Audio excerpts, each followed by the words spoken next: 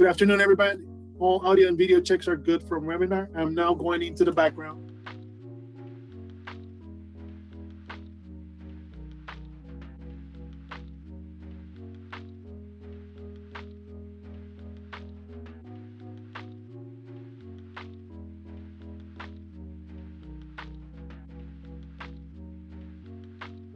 Unmuted.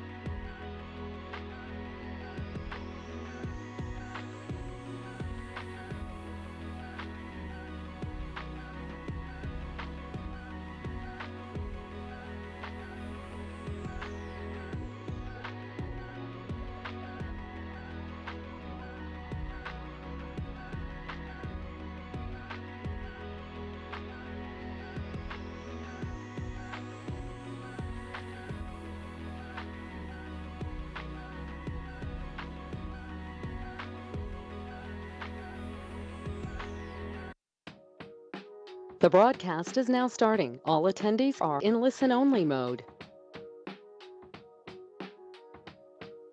And welcome to the evening session of Tampa City Council on this date, September 13th, 2022. Roll call. Carlson. Here. Vieira. Maniscalco. Here. Kurtek. Here. Goods. Miranda. Here. And Citro. Here. We have a physical quorum. Thank you very much. Councilman Miranda. Thank you, Chairman.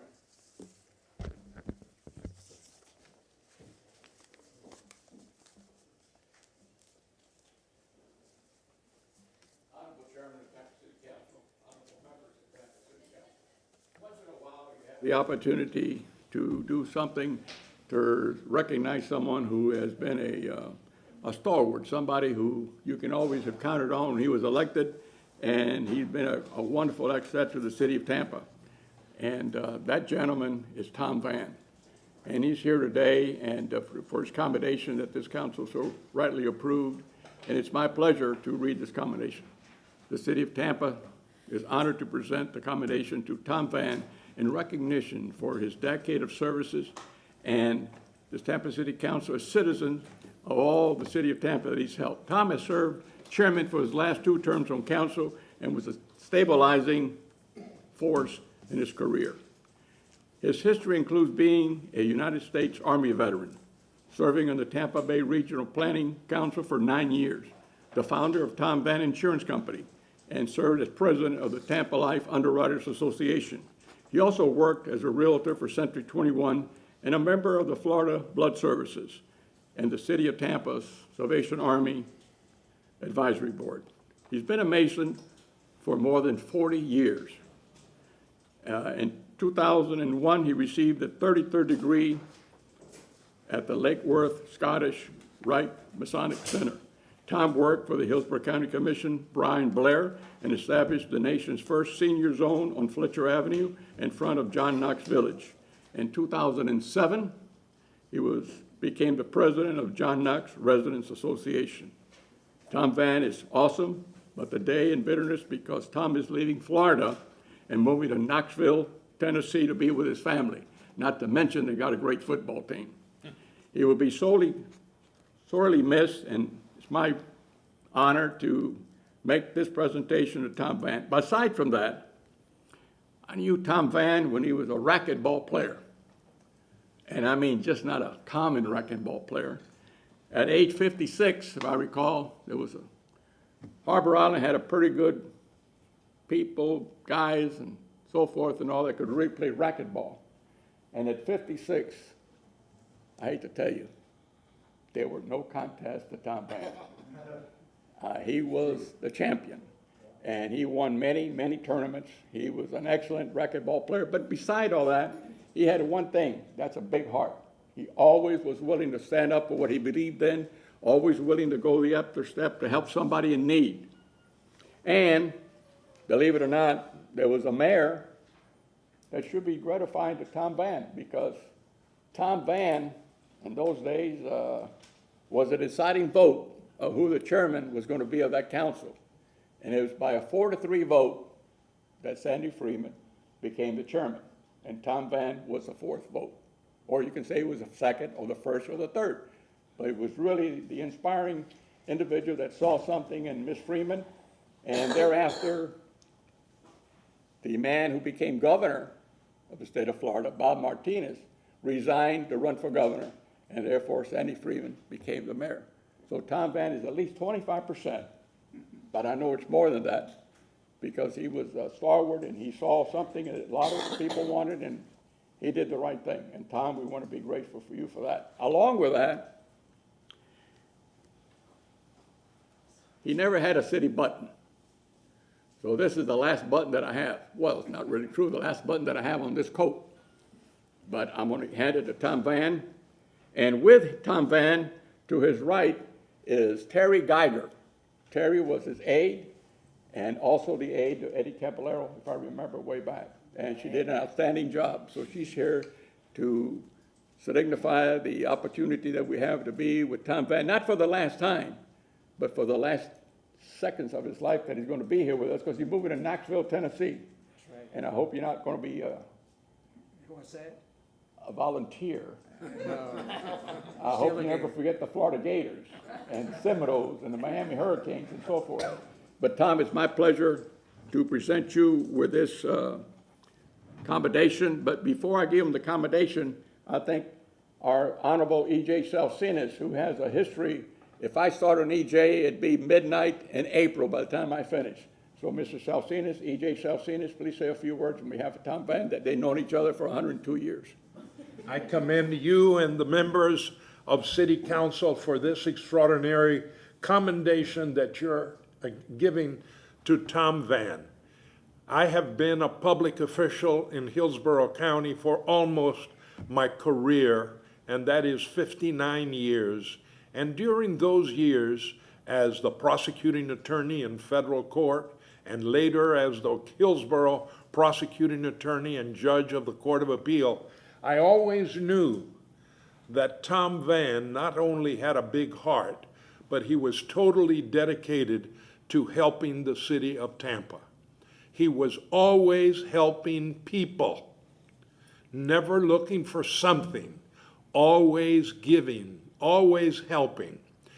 Charlie talks about what a great handball player he was. My boss was Eddie Boardman, the U.S. District Attorney for all of Central Florida. And he would challenge Tommy Van to go over to the YMCA.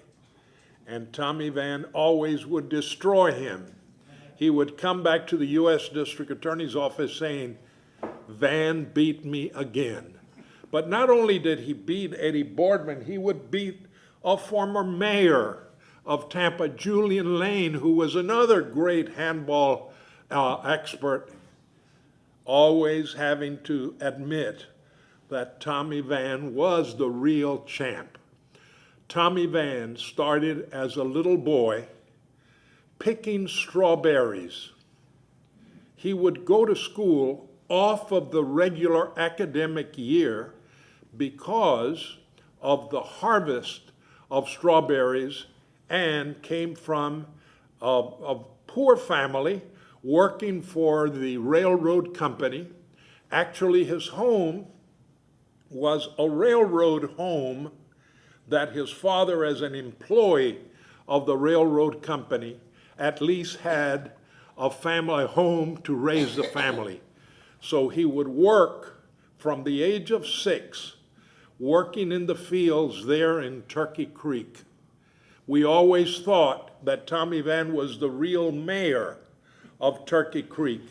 He went on to serve the people of Hillsborough County, but especially of Tampa. So Knoxville may be the winner and Tampa is the loser, because we're losing an outstanding public servant who dedicated his life to helping people. I, for one, admire Tommy because knowing how much the Masonry and the Scottish Rite and the Shrine has done in this community, no one has given more eulogies in Masonic funerals than Tom Van. So Tom, we're going to miss you, but on behalf of that silent majority of people out there in Tampa, on their behalf, we thank you for your loyalty, your hard work, your honesty, your integrity, and your love for Tampa. Thank you. We're going to miss you. If they don't bring you back voluntarily, let me know and I'll send you a subpoena. But please know that the people of Tampa appreciate what you have done in your lifetime. God bless you. Thank you. And thank you for taking this occasion to recognize an outstanding public servant. Let me just put this pen real here quick. I'm not gonna- Tommy is pinning you, so you all are going to go steady now. Oh, indeed. Here's your commendation, Tom, and like I said before, no other has done more than you have for the city of Tampa, and certainly your services for all those years on city council. I'm just sorry that you had to work a lot with Eddie Caballero. No, another great guy, but I like these, you all have the same age and so forth. Floor is yours. Thank you so much, and I do appreciate the kind words that's been spoken today on my behalf. But first, I need to recognize my former aide, Terry Geiger. She was wonderful, and she did a lot for Tampa, and especially for me, because I could just think about a problem, and she'd go ahead and do it. And she was just fantastic. And I do appreciate everything, and I appreciate being in the city of Tampa all these years. God bless each and every one of you. And I do want to leave one thing with you. Isaiah 48, chapter 40, verse 8. The grass withered, the flower fadeth, but the word of our God shall stand forever. God bless each and every one of you. Thank you. Bravo.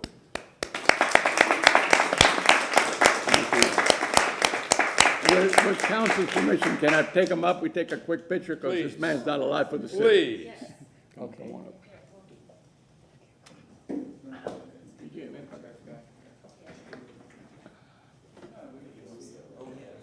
What's he gonna do?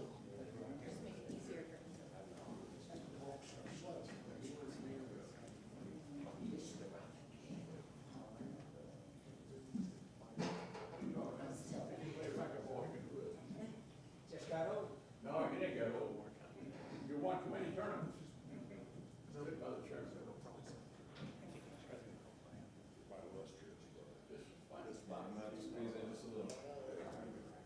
That's gonna hold that for him right there.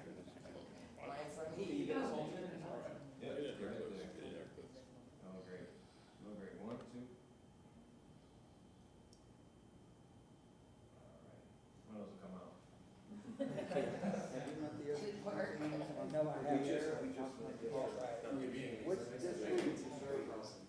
Which did on 78 to 88? No, what district did you? Well, it was District 3 then, but of course it's changed a lot now. I don't know what the district. He covers South Tampa, he covers New Tampa. I cover Alaska. That was my area. There you go. Yeah. Okay, well, thank you very much, and Charlie and EJ.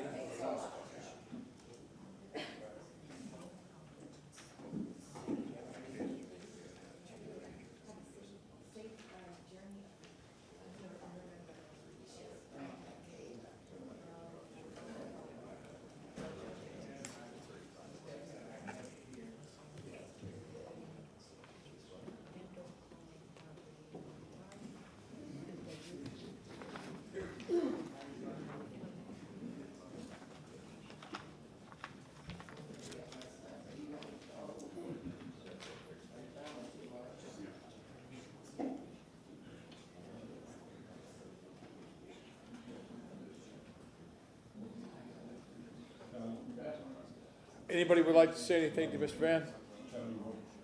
Shirley, please.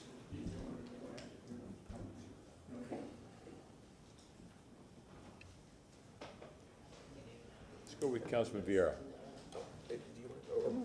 Councilman Vieira. And thank you very much, Mr. Chair, and thank you for your service to Tampa.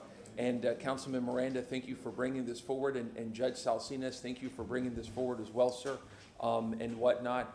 It's very obvious that you've built a really great foundation of your life in public service. To have these two gentlemen vouch for you in such a remarkable way and bring you here just speaks a lot about your character. You spoke from the Bible, and I'm not the chapter verse guy that I used to be, but I remember the book of Proverbs. I think it said those, unless if someone builds their house upon the Lord, those who build it labor in vain. I believe it says, and it's obvious that your foundation is really solid, having people like that backing you up, and just with your name and honorable record of service. So thank you very much. Thank you. Yes, sir. Councilman Carlson. One more time for Tommy Van. Councilman Carlson. I'm glad I got to meet you just now before you left, and I'm sad that we've never had a chance to sit down for coffee.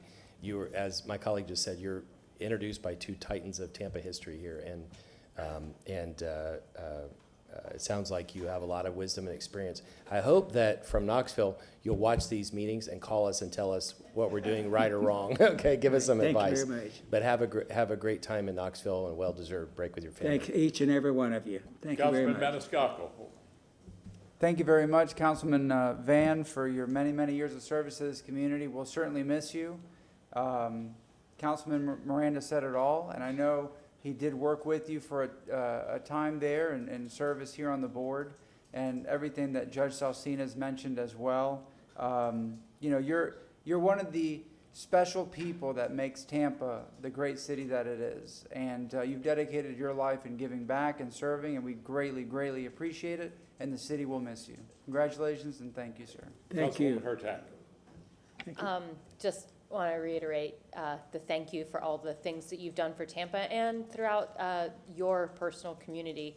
We are going to miss you, but I know you're really going to enjoy spending and being closer to your family. So congratulations for that. My illustrious brother, it has always been a pleasure sitting in lodge with you, but I want to thank you for allowing me to stand on your shoulders. The foundation that you laid for us will always live. Thank you for what you did for the city of Tampa. Thank you for letting me follow you. Thank you.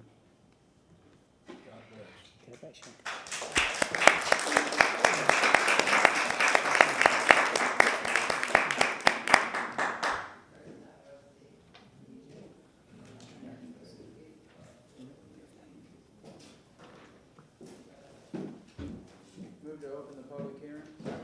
I motion to open the public hearing, seconded by Councilman Maniscalco, seconded by Councilman Miranda. All in favor? Aye. Thank you. Mr. Hussein, would you like to go through the agenda with us? Yes, sir. First off, let me say that's very hard to follow up on. So, but first I'd like to clear the agenda. Agenda item number 8, case REZ 22-44.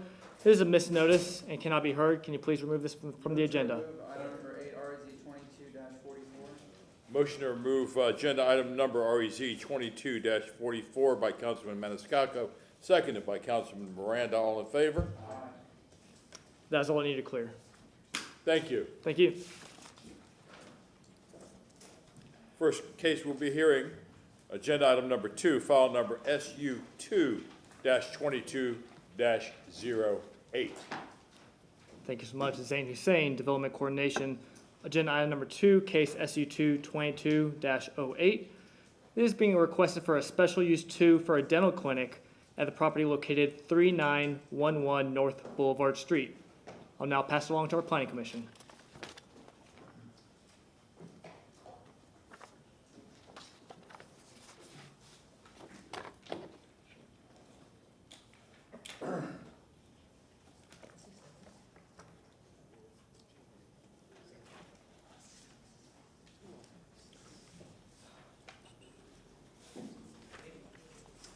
Good evening, St. Thomas with your Planning Commission staff. I have not been sworn in yet.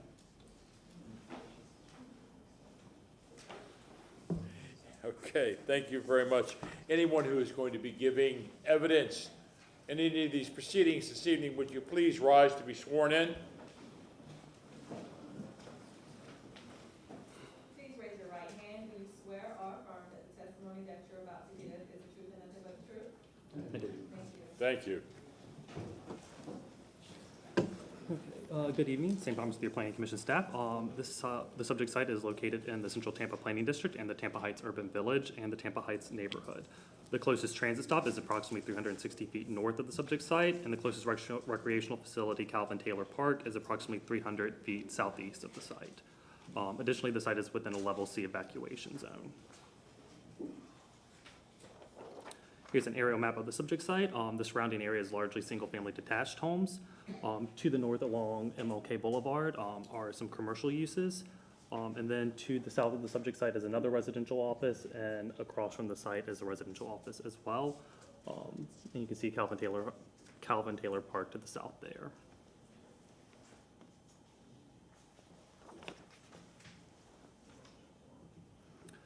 Here's the adopted future land use. The site is recognized under the residential 10 designation.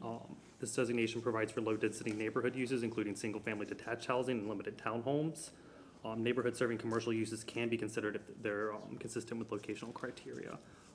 The surrounding area is largely residential 10.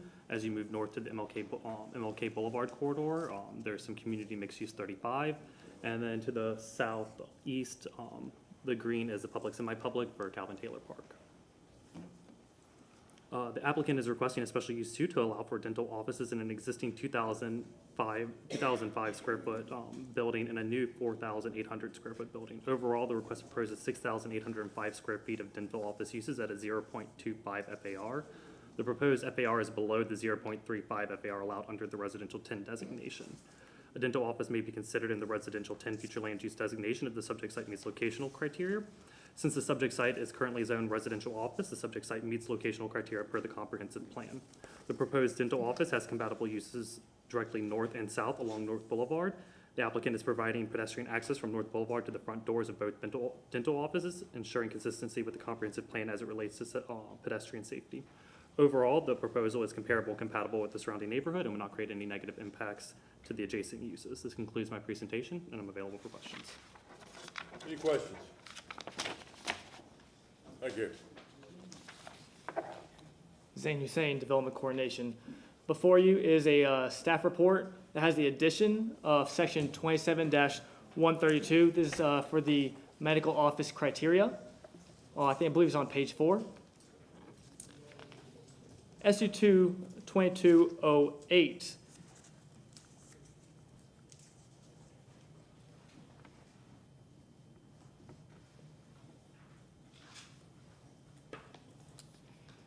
This is currently Zone RO residential office.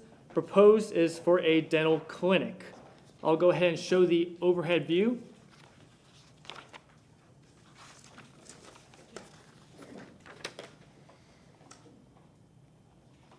As you see the property here, overhead view of the entire property. There are two buildings on the property. So there's a building to the north, as I'll show you in pictures to come, where the dental office currently is, and a building to the south. Now, the dental office to the south will be demolished, and a brand-new dental office will be built. And this is what the special use 2 is proposing. The building to the north will be the same owner, will be their residence. The lot area is approximately 27,240 square feet. As I said, the dental office is there currently. The existing dental office to the south will be demolished, and the proposed dental office will be 4,800 square feet. The access to the site comes from North Boulevard here to the west. The proposed request requires 31 parking spaces, and the applicant is providing 31 parking spaces. The subject site has a proposed height of 21 feet in height. As I will show you the overhead view aerial of the property.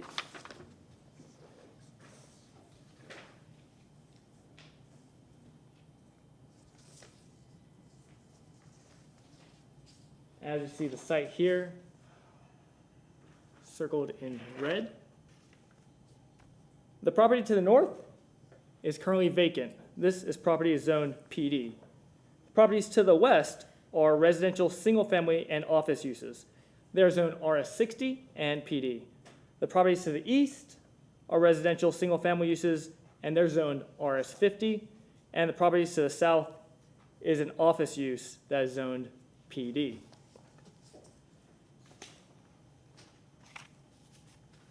I will now show the elevations provided by the applicant.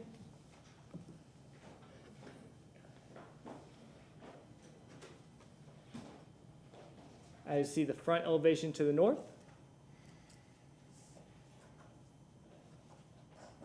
The elevation from the west.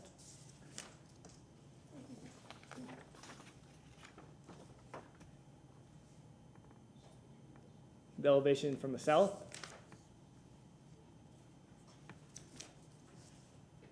And the elevation from the east.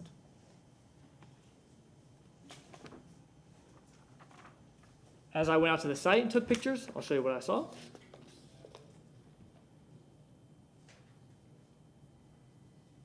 So this is the building to the north, Thomas and Dental. This will turn into the residence.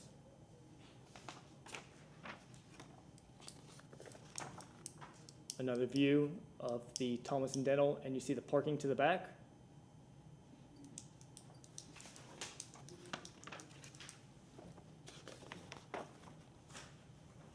The public notice sign with parking to the side and the rear.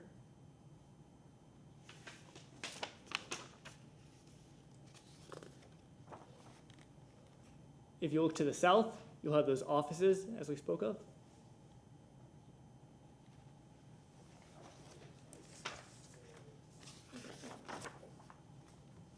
As you look to the west, you'll have those residential single-family homes.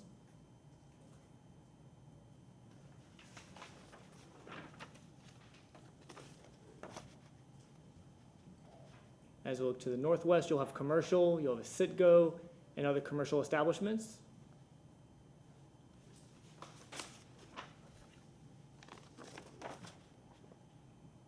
Looking to the north of the subject site, you'll see the vacant land that is zoned PD. Also, you have a CVS up here.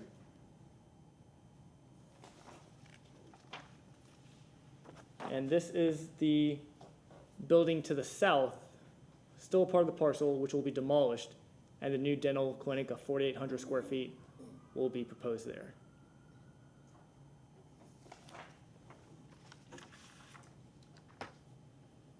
Development review and compliance staff has reviewed the application and finds the overall request to be consistent with the land development code.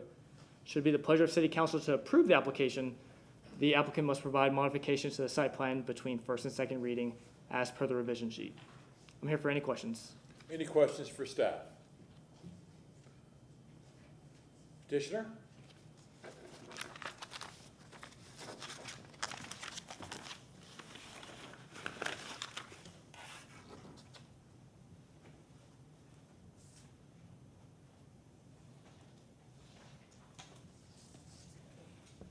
Is the petitioner here?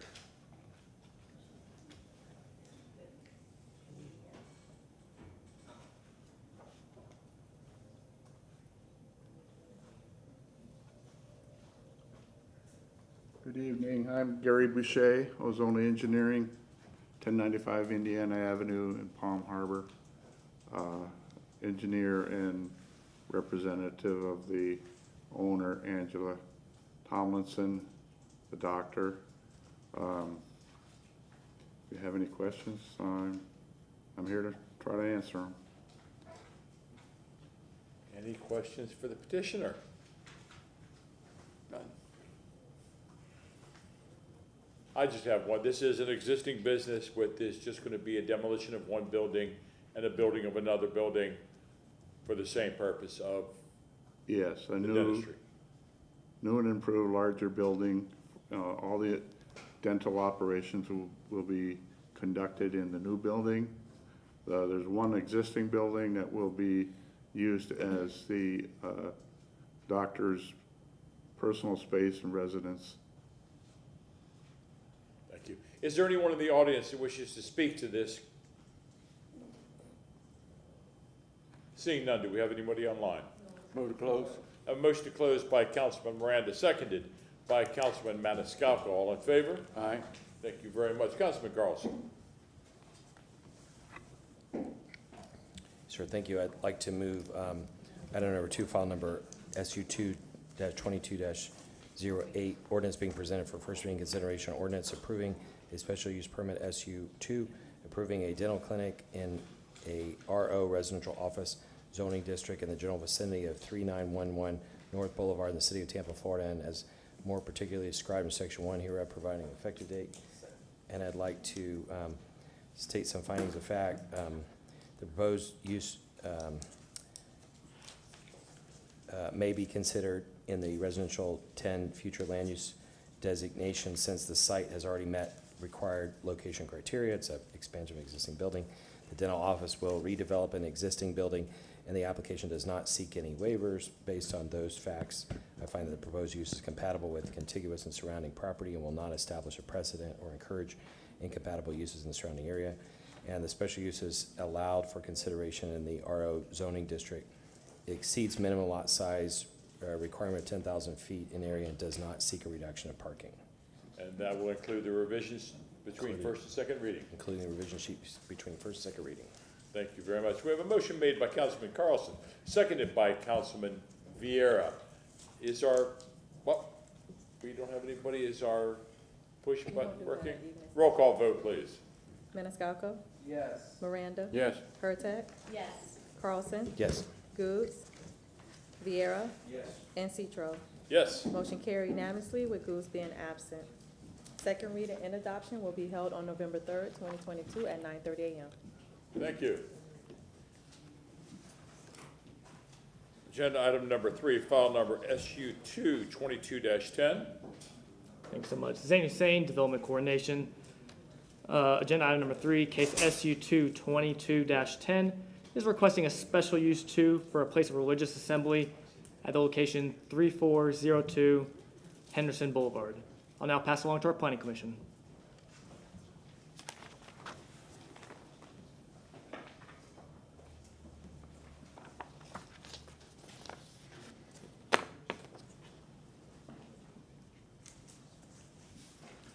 St. Thomas Planning Commission staff. The subject site is located in the Central Tampa Planning District and the Palmacia Pines neighborhood. The closest transit stop is within 1/4 of a mile of the subject site, and the closest recreational facility, Cal Dickerson's Tennis Complex, is approximately 1 mile southwest of the subject site.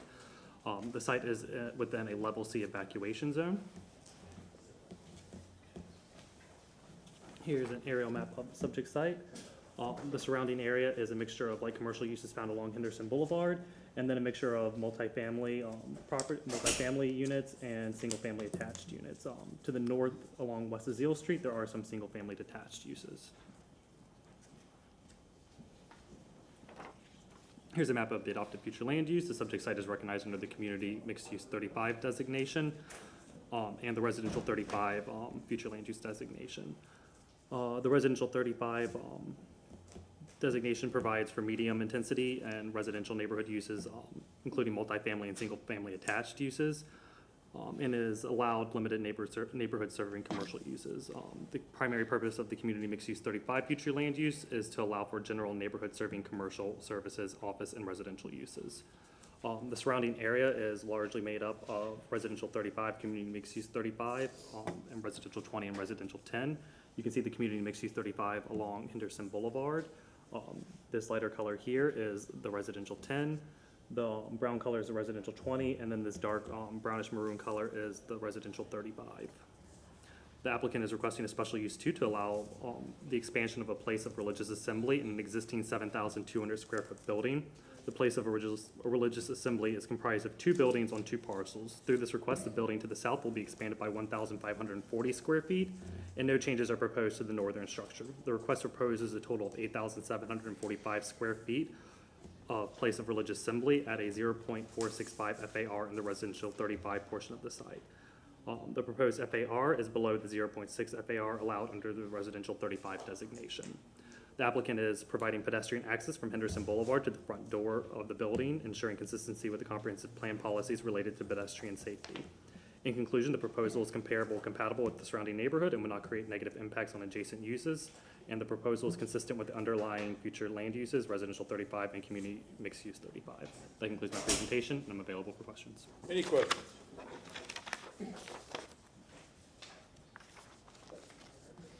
Zane Hussein, Development Coordination, case SU 222-10, at the location 3402 Henderson Boulevard.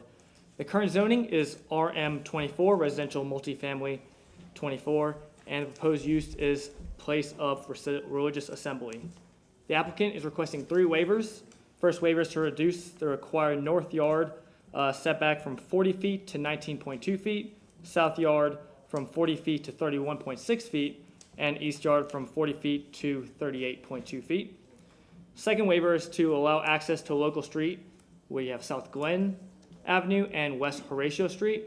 And the third proposed waiver is to reduce the required parking from 102 spaces to 52 spaces. This is a 49% reduction. Now, the special use 2 was also approved for this location back in 2012, file number V12-238. In this addition SU2, the applicant is seeking to add an additional 1,540 square feet to the existing building, which already contains 7,205 square feet. This addition will be on the west side of the place of religious assembly. The maximum proposed height will be approximately 30 feet, and I'll show you the overhead view aerial.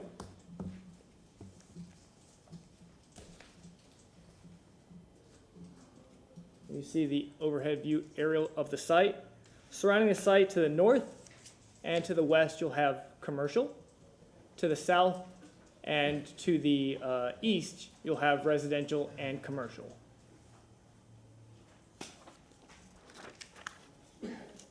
I'll now show you the site plan provided by the applicant.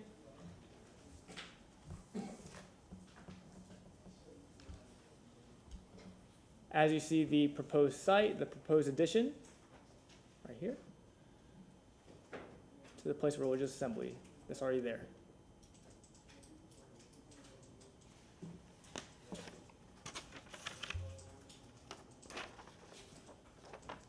These are the elevations to the site provided by the applicant.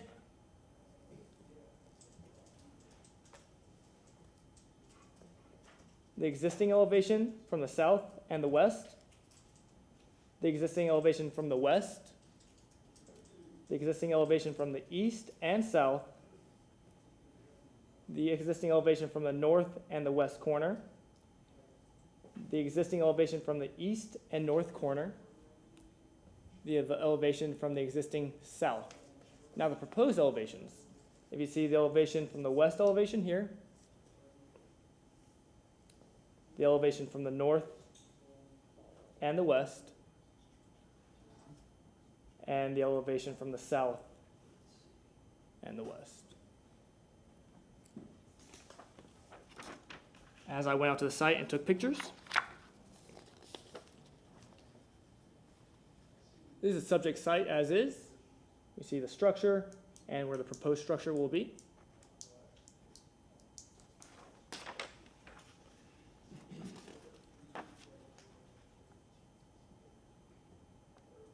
This is the parking on site.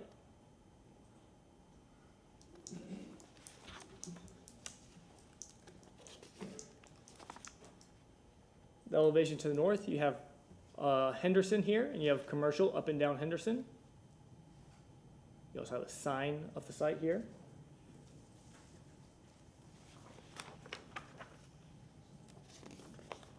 To the west, you'll see the intersection of Henderson and Glen. You have commercial, you have a famous Tate here.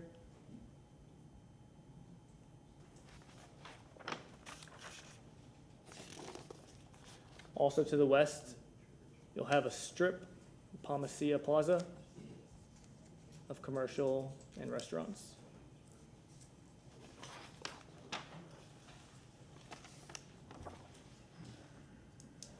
To the south, you'll have Mavillo Wholesalers.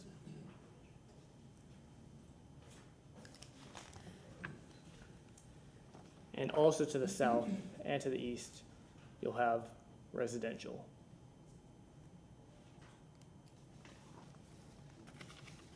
Development Coordination and Compliance staff has reviewed the petition and finds the overall request to be inconsistent with the Land Development Code. Should it be City Council's pleasure to approve the application, the applicant must provide revisions between first and second reading as per the revision sheet. I'm here for any questions if needed. Any questions? Councilwoman Hurtak. Yes, ma'am. I'm gonna ask that. Thank you. Okay.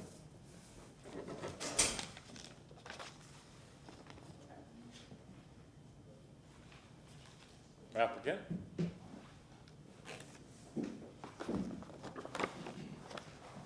Good evening, members of the council, Mr. Chair. It's nice to see everybody in person for a change. It's very nice to be here.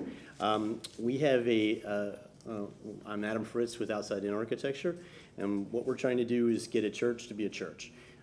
This church has been in service for the community for quite a bit of years, and we would like to add an addition to the church that is adding ADA restrooms and some other functions that will be allowable for the congregation to expand and to continue to be a beacon of light in the community.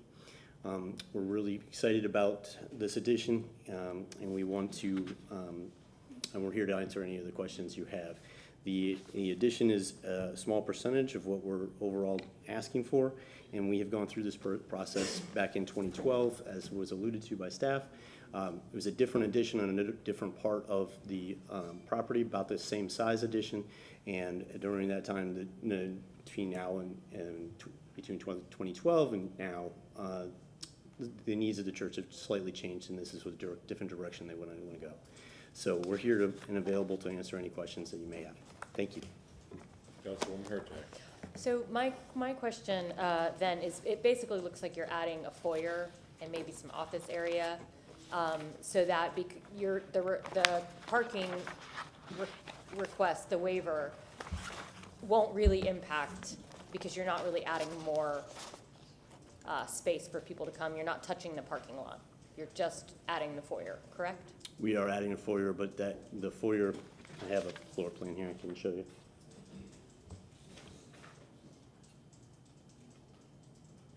So the green is the existing sanctuary is right here, and those entry doors that you see in the elevation is right here. What we're doing is adding some classrooms and 2 ADA restrooms and a nursery. That those functions currently are inside this space in the church. So as we add the addition on here, there will be an additional space inside the sanctuary for more Or Congressman. Okay, Well, people are going to go to church are going to come. Hopefully. Councilman Miranda. Thank you very much. I appreciate you being here and making your presentation. I just wanted, when you said classrooms, are those classrooms for the church or is classroom for a school? It's not for school. This is all Sunday school classrooms. Okay, there's never, no plan for a school or anything like that? No, sir. All right, thank you. Any other questions? Thank you. Is there anyone in the audience that would like to speak to this case? Is there anyone online? Move to close. Motion closed by, excuse me, Ms. Wells.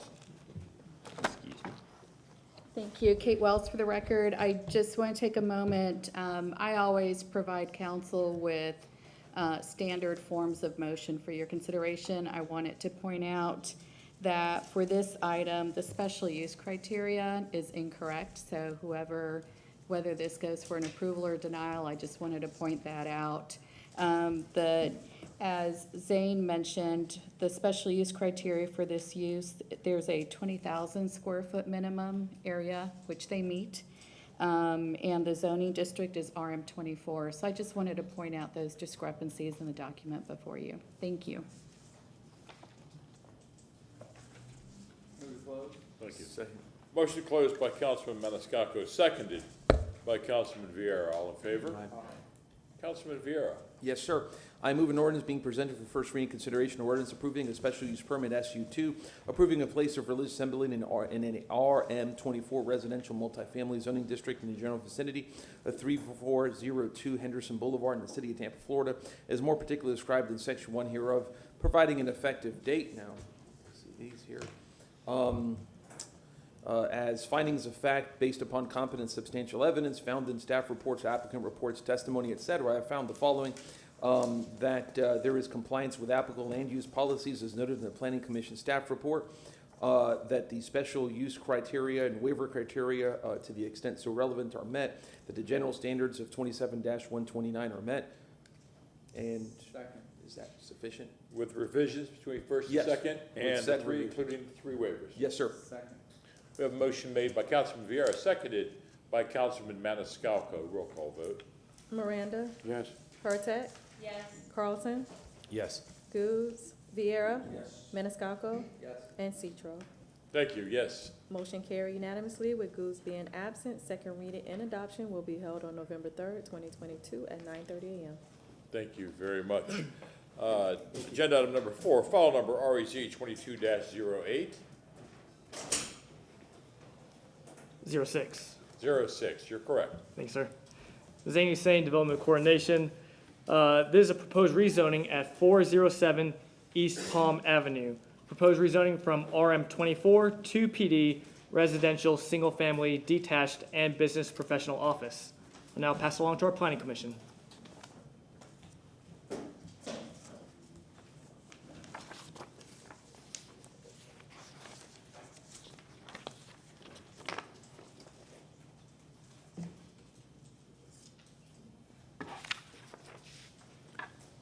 Sam Thomas with the Planning Commission staff. The subject site is located in the Central Tampa Planning District, the Tampa Heights Urban Village and Tampa Heights neighborhood, and is also located within the Tampa Heights Local and National Historic Districts. The closest transit stop is 1 block east of the subject site, and the closest recreational facility is approximately half a mile to the southwest. And the subject site is located within a Level E evacuation zone. Here's an aerial map of the subject site. The surrounding area is largely made up of single-family detached homes, and residential offices and single-family homes can be found along North Boulevard. There's also a decent amount of vacant land. To the north of Palm Avenue, there is some multifamily uses here, here, and here. And the majority of those, and some other multifamily uses to the south. The rest of the remaining area is largely single-family detached. Here's a map of the adopted future land use. The subject site is recognized under the residential 83 designation. This designation provides for high-density residential uses such as multifamily dwelling units, but neighborhood commercial uses can be considered if they're consistent with locational criteria. The surrounding area is largely made up of this R83 category. To the north is the R35 category.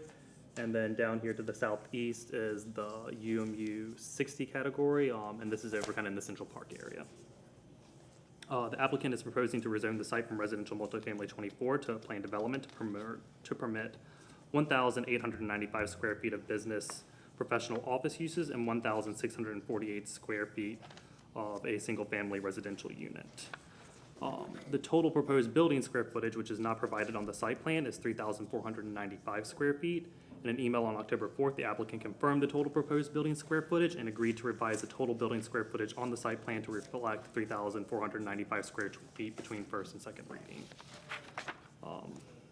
The subject site is within an area of the city where office development is promoted. Planning Commission staff has determined that the site is consistent with locational criteria for business professional office uses. The comprehensive plan encourages vehicular access from alleys where feasible. A dedicated parking area for the office is provided at the rear of the site with vehicular access from the alley. Planning Commission staff finds the request consistent with this policy direction that encourages vehicular access of the alleys and policies that seek to improve the pedestrian experience. In conclusion, the request is comparable and compatible with the surrounding area, and I'm available for any questions. Any questions? Thank you.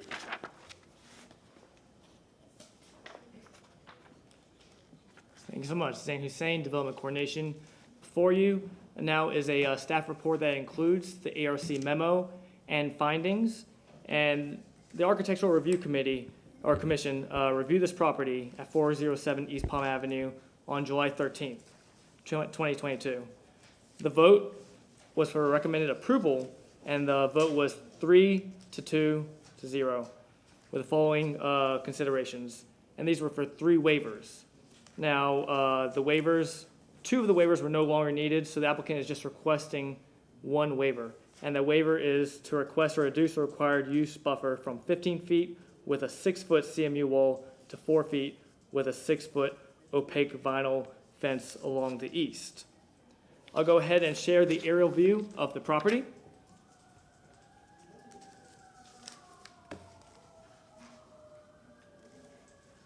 As you see the property right here outlined in red. To the north of the property is residential single family, zoned RM24. To the east of the property is vacant land, zoned PD. The property to the south is also vacant, zoned PD. And the property to the west has an office use and zoned PD. I'll now show the site plan provided by the applicant.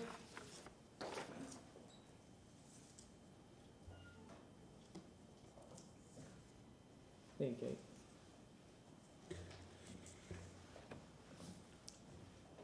The proposed use is for residential single-family detached and business professional office. The subject site contains a lot area of 8,925 square feet, or approximately 0.205 acres. The site is currently occupied by a residential single-family home. This structure is going to remain, and the existing building is 1,895 square feet. The proposed setbacks are to the north 15 feet, to the south 20 feet, east 10 feet, and west 4 feet.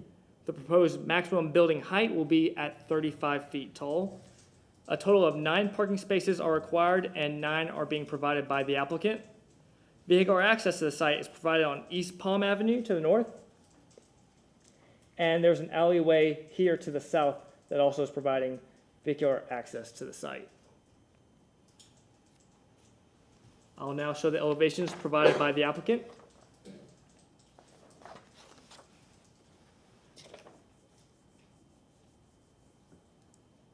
This is the elevation from the north, the elevation from the south, the elevation from the east, and the elevation from the west.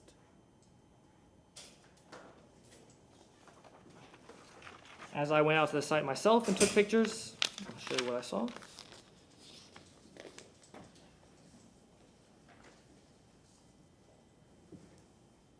This is a current residential single-family structure which will remain.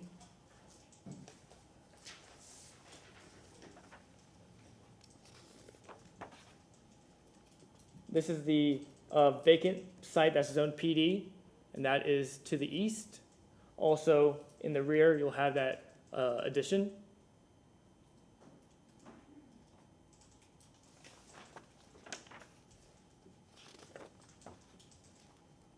You'll see the residential single-family home, and there's office space to the west.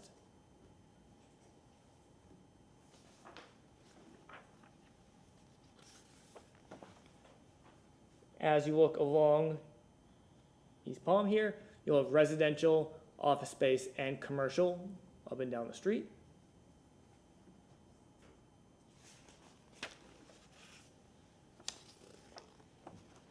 There's another view of the vacant site here with also residential across the street to the east.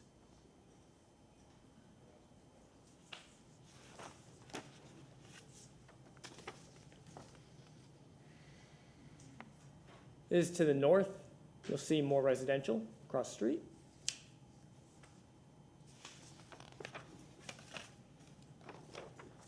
And more residential single-family homes to the north and northwest.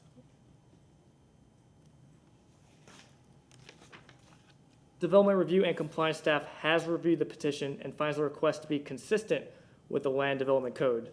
Should it be the pleasure of City Council to approve the application, the applicant must provide revisions to the site plan as per the revision sheet. I'm here for any questions if needed. Any questions? Petitioner.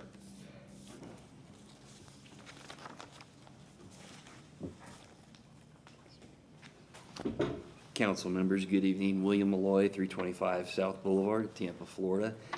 Very happy to be here for this project. It's a small one, but it's one of my favorites. As you saw, we're taking an existing building, which was in a little bit need of help.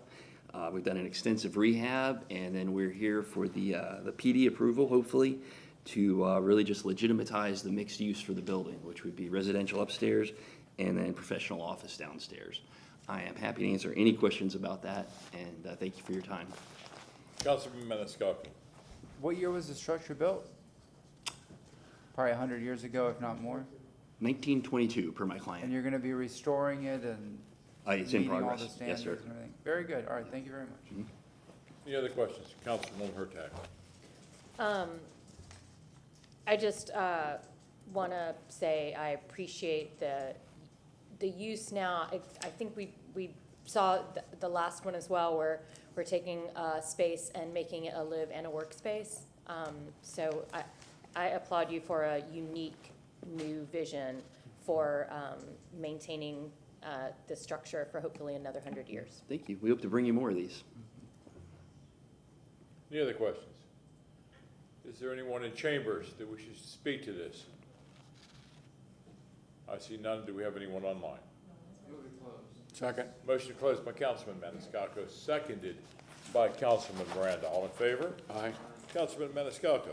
Thank you very much, Mr. Chairman. I have an ordinance being presented for first reading consideration. Ordinance rezoning property in the general vicinity of 407 East Palm Avenue in the city of Tampa, Florida, more particularly described in section 1 from zoning district classification, RM24 residential multifamily to PD plan development residential single-family detached and business professional office, providing effective date. And in this approval, and based on the findings of fact, I find that this application is in compliance with applicable goals, objectives, and policies in the comprehensive plan. Specifically, the proposed use and intensity of development requested through rezoning will not alter the character of the historic district, as we see from the restoration and renovation of the historic structure, and is comparable and compatible with this portion of the Tampa Heights urban village as encouraged by land use policies 1.2.3, 5.1.4, 9.3.1, and 15.2.1.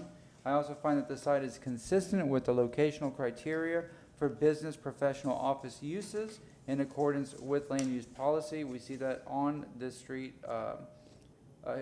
former residential structures being used commercially and maintaining that historic criteria and character. I also find in compliance with Land Development Code Section 27-136 and the purpose of the site plan control district. For example, the proposed development as shown on the site plan promotes or encourages development that is appropriate in location, character, and compatibility with the surrounding neighborhood. We've discussed that. Proposed use promotes the efficient and sustainable use of land and infrastructure. and also regarding any waivers in compliance with section 27-139-4.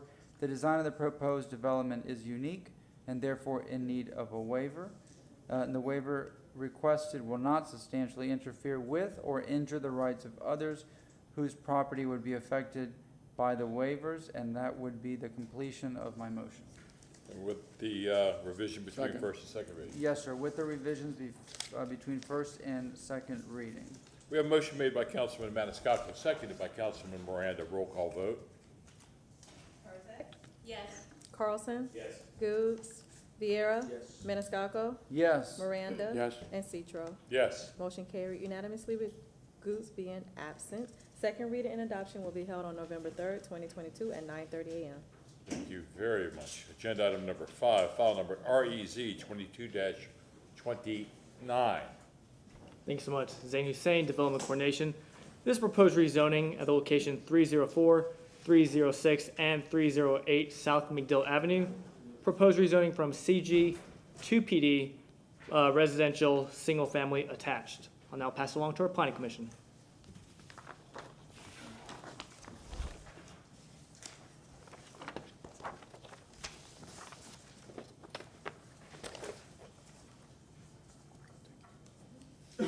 St. Thomas Planning Commission staff. The subject site is located in the Central Tampa Planning District in the Palmacia Pines neighborhood. The closest transit stop is within 0.3 miles on West Swan Avenue in South McDill. The closest recreational facility is approximately 0.6 miles southeast of the site, and it is within a level C evacuation zone.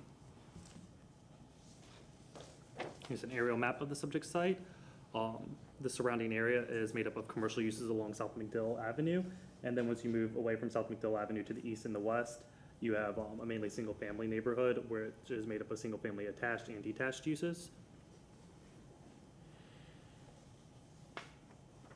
Here's the adopted future land use map. The subject site is recognized under the Community Mixed Use 35 future land use designation.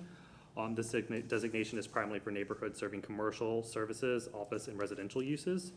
The surrounding area is made up of the Community Mixed Use 35 found along South McDill. This light brown color is the residential 20 future land use designation. Farther over, you have the residential 10 future land use designation, and then to the south, you have the residential 35. This light blue color over here is a public semi-public, and that's Mitchell Elementary School. The applicant is requesting to rezone the subject site from commercial general to planned development to allow for 10 single-family attached dwelling units. The proposed density is under the maximum density that can be considered under the Community Mixed Use 35 future land use designation. Planning Commission staff has reviewed the application and found no adverse impacts to the surrounding neighborhood. The rezoning will allow for better utilization of the land consistent with the density anticipated under the Community Mixed Use 35 designation. The request supports many of the policies in the comprehensive plan as it relates to housing the city's population. The plan encourages new housing on vacant and underutilized land to ensure an adequate supply of housing is available to meet the needs of Tampa's present and future populations. In conclusion, the PD proposed would allow for development that is comparable and compatible in character with the surrounding area and is consistent with the development pattern anticipated under the Community Mixed Use 35 future land use designation. That concludes my presentation. Any questions? Thank you. Zane Hussein, Development Coordination. As I gave Mr. Shelby a new revision sheet, these are revisions from Natural Resources also included as per the tree table on the site plan. So it's a new revision sheet as per today, 10/13/2022. I'll go ahead and first show the overhead view of the property as per the site plan here. The proposed rezoning is for 10 residential single-family attached units. You see 5 and 5. Subject site contains a lot area of 23,400 square feet or 0.54 acres. The property is located on South McDill Avenue, 1 lot south of the intersection of South McDill Avenue and West Platte Street. The proposed height is proposed at 40 feet.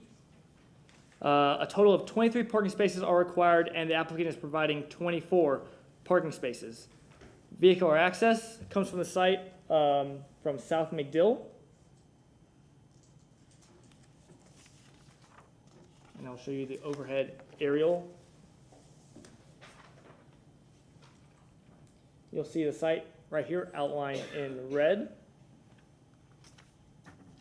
The property to the north is zone CG. This property is developed with an office space. The property located to the south is zone PD, also with an office use. The property to the west is zone PD, and this is also developed with an office use. And the property located to the east is zone RO1 and RM16, and these lots are developed with residential single-family and residential multifamily uses. I will now show you the elevations provided by the applicant.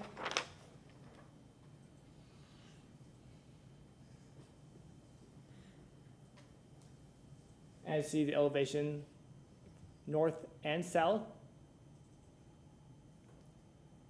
You see the elevation here from the east and the west. Another shot from the east and the west. And another elevation from the north and the south. And as you see here, there's a tree table that is needing revisions on the revision sheet. As I went out to the site, you'll see as is.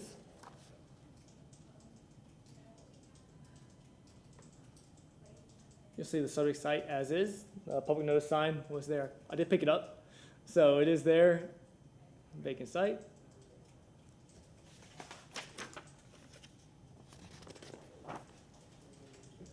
More of the vacant site with office use to the north.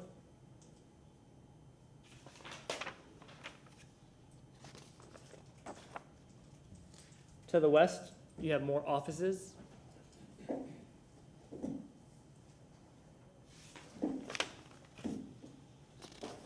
To the north, directly north of the site, you'll have a dentistry office.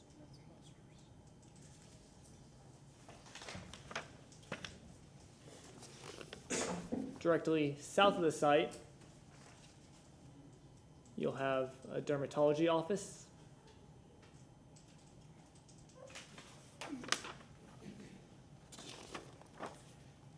As you look south on South McDill here, you'll see more offices, more commercial. You see a 7-Eleven right there at the intersection.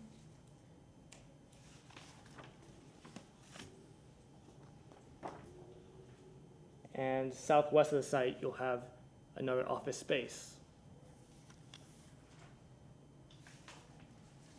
The applicant is requesting 2 waivers. The first is to request or reduce the required 8-foot vehicular use area buffer to 1 foot to the west along South McDill Avenue.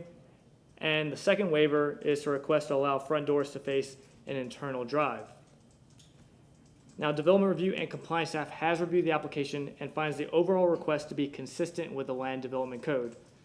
Should it be City Council's pleasure to approve the applicant must provide revisions as per the revision sheet as of 10/13/2022 between first and second reading. I'm here for any questions. Any questions? Thank you. Petitioner.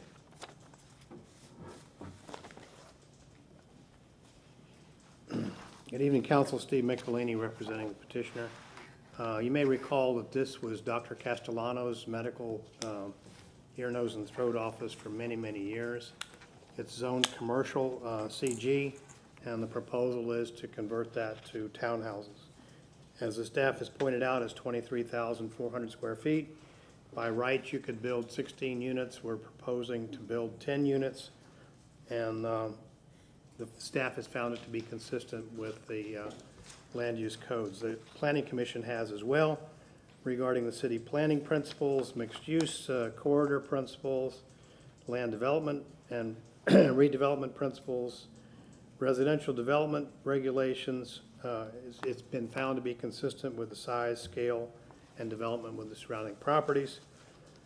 In your report, you'll find that it has the land use designations that it's consistent with 6.1 to 6.1.3, and housing 1.2 to 1.3, land use codes and their land use designations 8.14 to 8.142, and residential 9.2 and 9.3 to 8. Basically, this is a redevelopment project, and the site is tucked in between 2 medical office uses. And the proposed access is off of McDill, and the orientation of the townhouses is the interior so that they're not facing a busy street. The waiver that's being requested along McDill is to provide additional parking, and we're exceeding the parking requirements from 23 is required, and we're providing 24. I'll be happy to answer any questions you might have. We're respectfully requesting your approval. And as I said, it's been found to be consistent by the Planning Commission as well as the city staff. Any questions to the petitioner? Councilwoman Hurtak. I had a question about the solid waste compactor. It says to an adjoining site, which is, this is the second phase of? Yes, there's an adjacent site to the east, and they'll be sharing a dumpster in order to save space. But that'll be dealt with at the plating stage. Okay. So it'll be required as a condition of the permits being issued. Okay, because I didn't see any other residential surrounding it. There's a townhouse project immediately to the east, Oh, so behind. so it's Okay, behind. thank And you. so, otherwise, we would have to be asking for a waiver either on the McDill side or on the back side. So in order to be a little more efficient, we combine the pickup and the solid waste servicing so that they can both use it from the rear and save a lot of space. That makes sense. I just couldn't figure out where the other community was. Thank you. And it will be handled at both the plating stage and at the permitting stage. Any other questions? Is there anyone in the audience that would like to speak to this? Do we have anyone online? Second. We have a motion closed by Councilman Maniscalco. Excuse me, motion by Councilman Maniscalco, seconded by Councilman Miranda. All in favor? Aye. Thank you. Councilwoman Hurtak. Yes, file number REZ 22-29, an ordinance being presented for the first reading consideration, an ordinance rezoning property in the general vicinity of 304, 306, and 308 South McDill Avenue in the city of Tampa, Florida, and more particularly described in Section 1 from zoning district classification CG, commercial general, to PD, planned development, residential, single-family attached, providing an effective Second. date. And I also find some findings and facts based on competent and substantial evidence found in staff reports and applicant reports and testimony that this project is in compliance with applicable goals, objectives, and policies in the comprehensive plan, such as the proposed development is consistent with land use policy 9.6.1 and housing policies 1.3.1 and 1.3.4, which encourage new housing on vacant and underutilized land to ensure that an adequate supply of housing is available to meet the needs of Tampa's present and future population. The proposed development will allow better utilization of land that is consistent with the density anticipated under the CMU 35 designation. It is also in compliance with Land Development Code Section 27-136. The proposed development, as shown on the site plan, promotes or encourages development that is appropriate in location, character, and compatibility with the surrounding neighborhood. And having to do with the waivers, the design of the proposed development is unique and therefore is in need of waivers, and these waivers will not substantially interfere with or injure the rights of others whose property would be affected by the waivers, and additionally will include the revised revision sheet. Second. We have a motion made by Councilwoman Hurtak, seconded by Councilman Maniscalco. Roll call vote. Carlson? Yes. Goods? Viera? Yes. Maniscalco? Yes. Miranda? Yes. Hurtak? Yes. And Citro.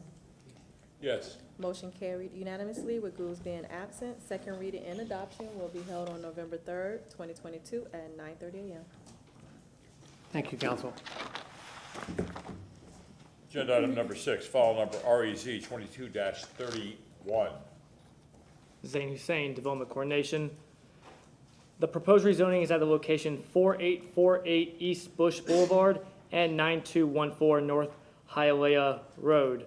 Proposed rezoning from CI and RM24 to PD, air-conditioned storage, and commercial communication tower. I'll now pass along to our Planning Commission.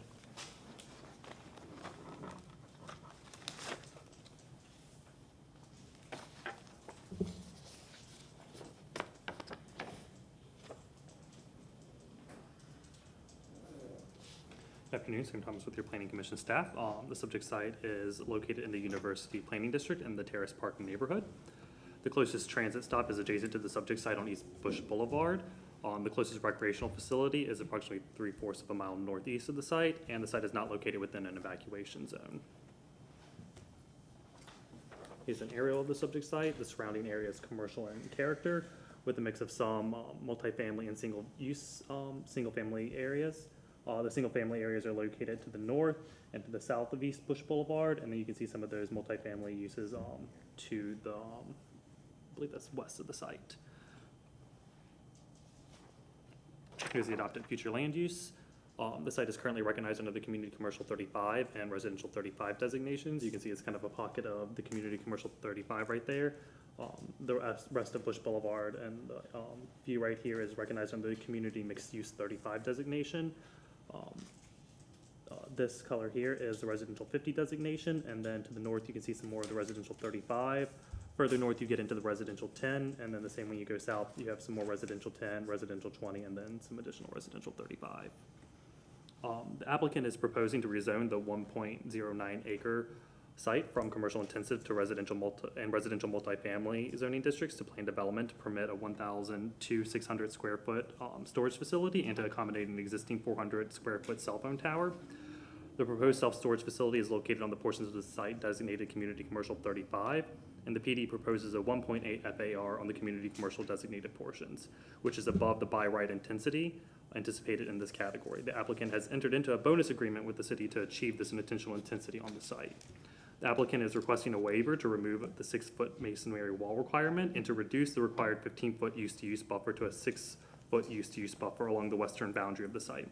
The comprehensive plan requires commercial uses to be appropriately buffered from any residential development, given that the abutting land to the west of the site is presently utilized for multifamily residential uses, is zoned RM35 and is designated Residential 50 and Residential 35. Meeting the screening requirements would further the site's consistency with policies related to mitigating the proposed intensity. But the PD does address many of the mixed-use corridor policies. The comprehensive plan encourages buildings within mixed-use corridors to be oriented towards the street by placing the buildings towards the front of the properties with entries and stoops fronting the street. The proposed storage facility places the building close to East Bush Boulevard with entrances that face and connect the sidewalk. Pedestrian connections are provided throughout the site to help ensure pedestrians can safely navigate throughout the site and have access to transit along Bush Boulevard. Overall, the proposed planned development is compatible with the surrounding development pattern, is consistent with overall policy direction in the comprehensive plan. I'm available for any questions. Any questions?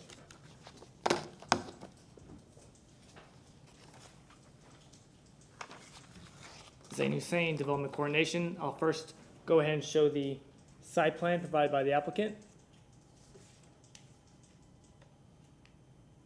As you see, it's here at the intersection of North Hialeah and East Bush.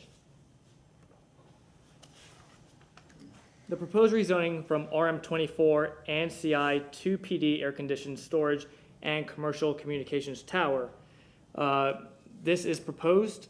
What it currently has there, you have a vehicular repair shop, and also you have a commercial communication tower, as I'll show you in pictures to come. The applicant is proposing to demolish the existing structures on site and construct a 102,600 square feet building for air conditioning storage with a total of 830 storage units. The 3-story structure provides ground floor parking, bicycle parking, and pedestrian sidewalk connections to the site. The existing cell tower will not be touched. This will stay as is. The maximum height of the storage facility is 45 feet in height. I'll go ahead and show the aerial view. As you see, the property right here outlined in red. To the north of the subject site is vacant land. This land is zoned RM24. There are commercial uses to the east and south of the site. These are in the CI and CG zoning districts. To the west, you'll have residential multifamily uses, and these are zoned RM24. The site plan identifies 43 parking spaces required, and the applicant is providing 19 parking spaces. This will be one of the 5 waivers by the applicant.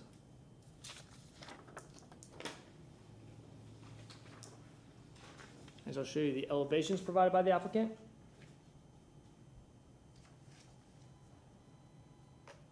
You have elevations from the north, elevation from the south, elevations from the east, and elevations from the west.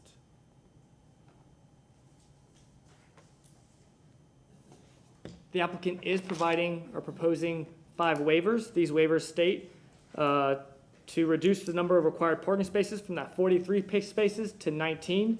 This is a 56% reduction. Number 2 is to reduce the number of loading berths from 5 to 4. Number 3 is to allow loading to occur in more than one continuous maneuver and to allow maneuvering in the right-of-way.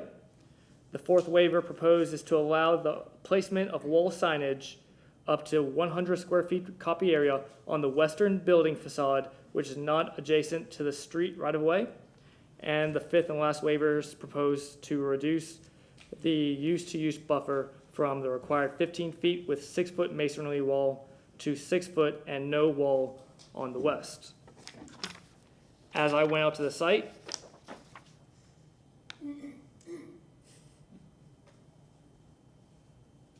you'll see the subject site as is.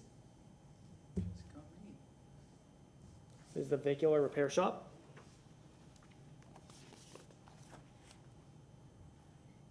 More cars in the vehicular repair shop on site.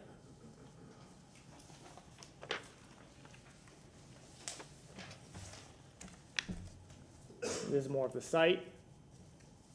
More cars being repaired.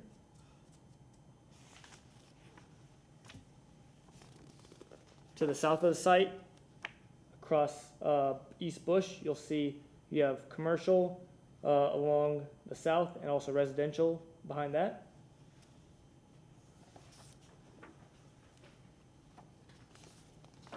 To the east of the site, you'll have more commercial.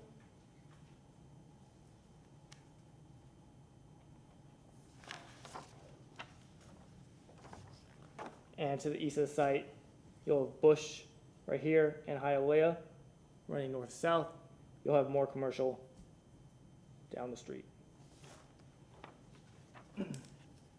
Development Review and Compliance staff has reviewed the application and finds the overall request to be inconsistent with the Land Development Code. Should it be City Council's pleasure to approve the application, the applicant must provide revisions as per the revision sheet between first and second reading. I'm here for any questions. Any questions? Thank you.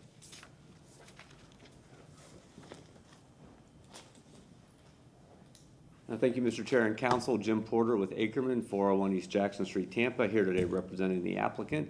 With me is John Dorman, who is the applicant, and he'll be able to answer any technical questions you have about the site plan or about the project. I'm going to spend a quick second orienting you to the site, even though Zane did a great job with that. This is, I think, a very telling image. This is Bush Boulevard. This is Hialeah. This is the subject site, and you can see, because of the current use, there's a lot of automobiles on both sides of Hialeah, and it's, if you've ever been out there, it's sort of messy right now. And the intent of this zoning is to really clean up this intersection and this section of Hialeah and Bush. Again, this is the subject site now. You can see the existing cell tower in the background. Just some more images so you can see what kind of use it is and the quality of sort of the road and parking lot there. Again, subject site and cell tower. This is looking on Bush towards the east. Intersection of Hialeah and Bush, with this being Hialeah. And this is looking down Hialeah towards, away from Bush Boulevard. And this is across the street from the subject site on Hialeah. This is what we propose to do and what the subject site will look like if this is approved. You can see the building here, the stormwater here. We're utilizing existing driveways on Hialeah. There's one here that's needed to service the cell tower. And you'll have an in and out section here for the people to come in. The parking is going to be on site as well. And you can see that we do a good job with landscaping and really cleaning up that intersection and that piece of bush and highlight. Self-storage, as you know, is a pretty passive use for a commercial use. It doesn't generate a lot of traffic. It doesn't require a lot of parking, and it's a good fit for the neighborhood. We are seeking a bonus density, and if approved, we will be paying approximately $300,000 for a project on 30th Street. We have interacted with the neighbors. They had some questions about the access. There's a current access on Bush that FDOT is not allowing us to keep.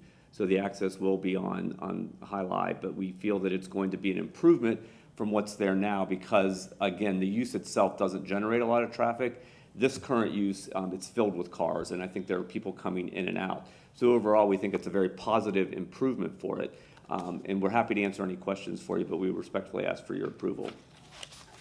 Any questions? No, I'm just, Hialeah. Sorry.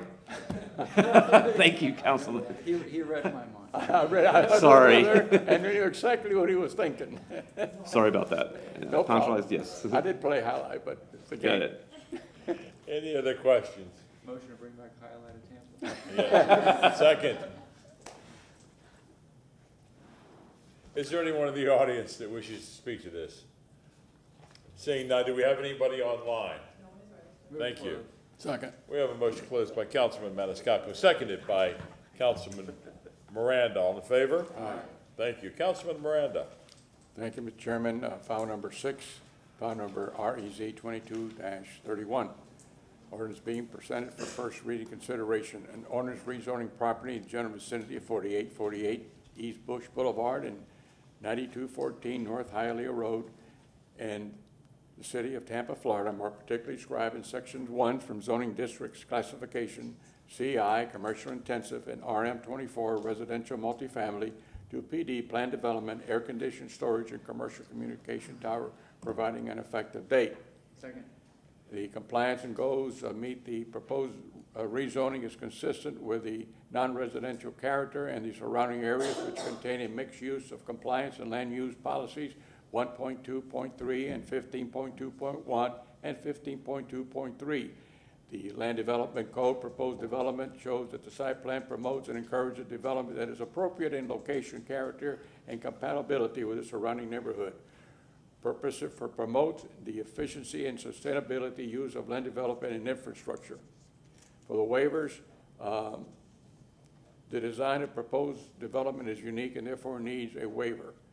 The requested waivers are not substantially interfere or injure the rights of others whose property would be affected by waivers.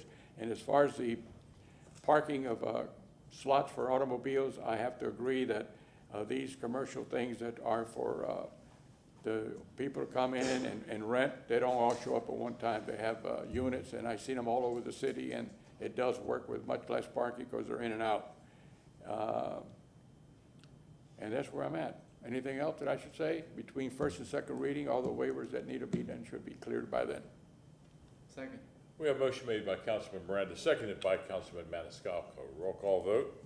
Goods, Viera, Yes. Maniscalco, Yes. Miranda, Yes. Hurtak, Yes. Carlson, and Citro. Yes. Motion carried unanimously with Goose Thank being you, Council, absent. and I'll practice my pronunciation for second reading.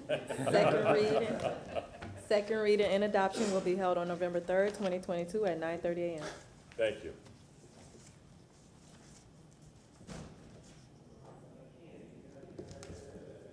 Zane Hussein, Development Coordination. Agenda item number 7, case REZ 22-35 at the location 4208 West Carmen Street. Proposed rezoning from RS 50 to PD residential single family attached. I'll now pass it along to our Planning Commission.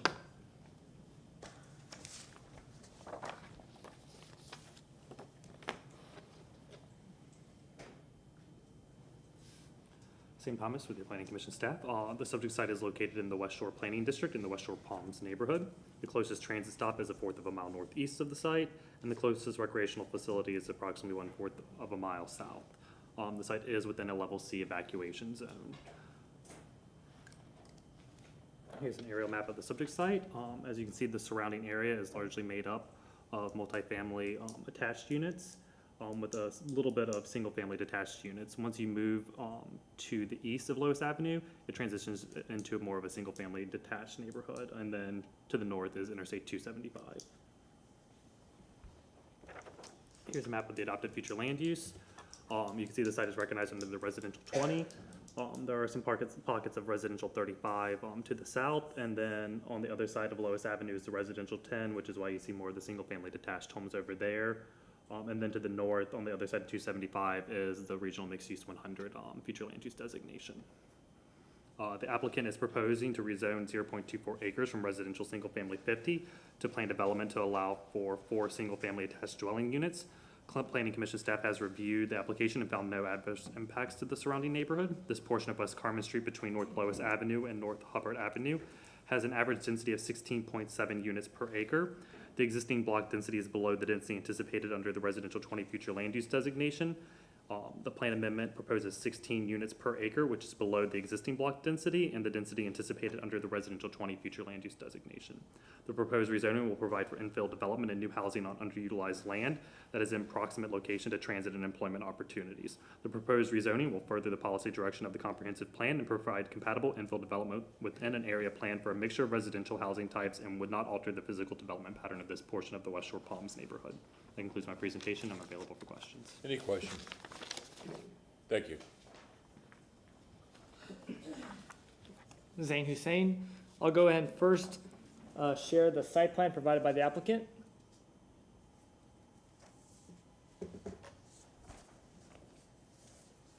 As you see here, the applicant is proposing the development of the property with 1 building and 4 units. It is a residential single-family attached uses.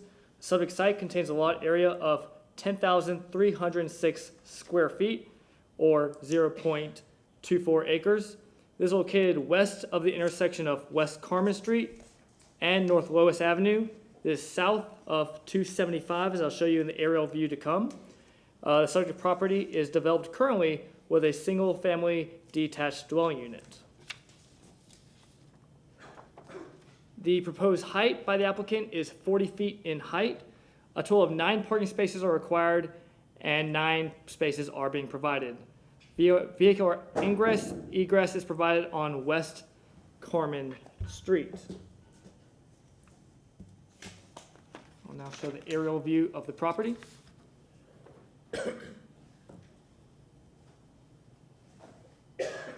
As you see, the site here is outlined in red. The site is surrounded by several residential land uses and housing types. Properties directly to the north of the site across West Carmen is zone RS50.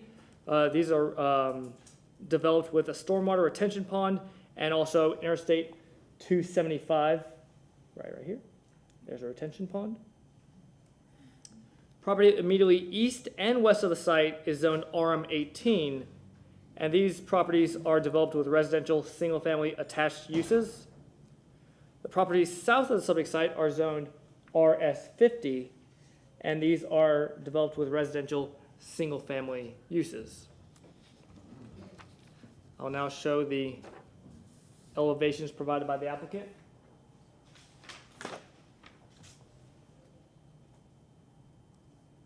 As you see the elevation to the west, elevation to the east, elevation to the south, and elevation to the north.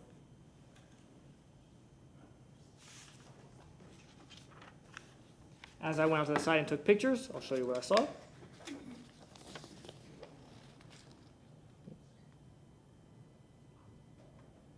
This is the site as is with a residential single-family dwelling.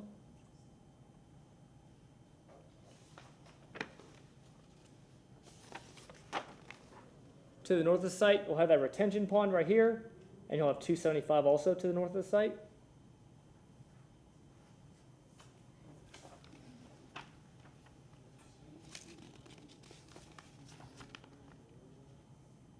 Another picture of the north of the site with a retention pond and 275.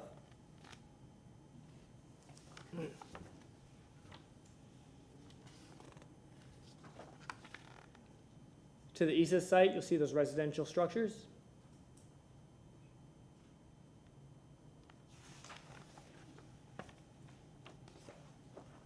And to the west of the site, you'll see more residential structures and one being built at this time.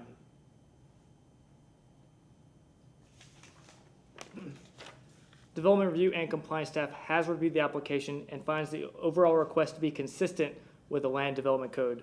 Should it be City Council's pleasure to approve the application, the applicant must provide revisions to the site plan on the revision sheet between first and second reading. Thank you. Any questions? Thank you. Petitioner?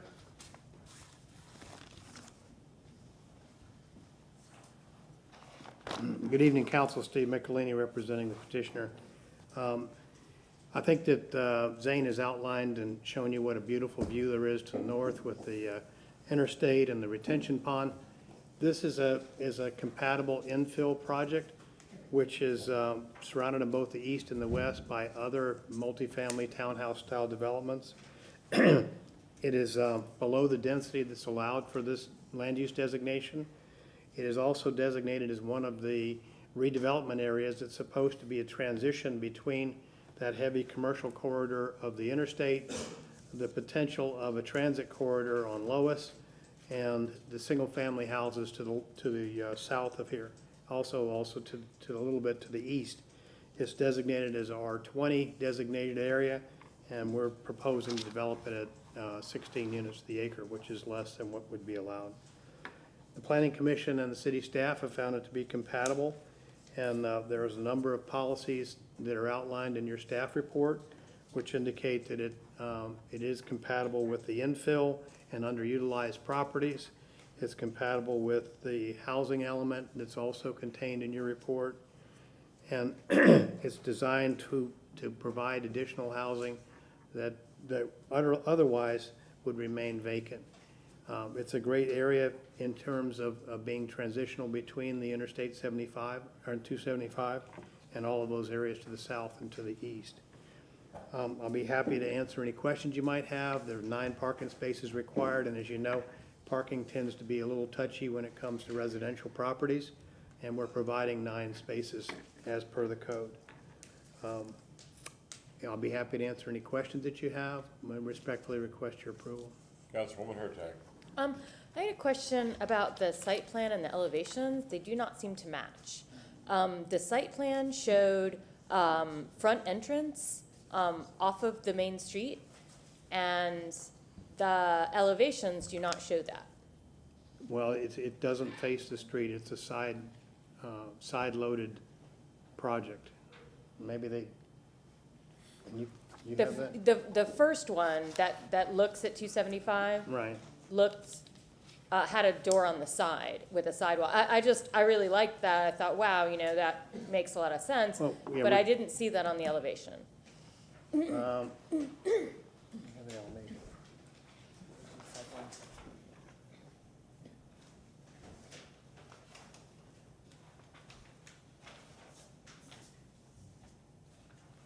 think what you were seeing there was the sidewalk. That's not the. That's the last one, wasn't it? No, it's this one. Okay. Sorry, we've had a lot of these tonight. Zane Hussein, Development Coordination. There is one waiver, and that is to request to allow the front doors of units 2, 3, and 4 to face a side lot line rather than an internal courtyard.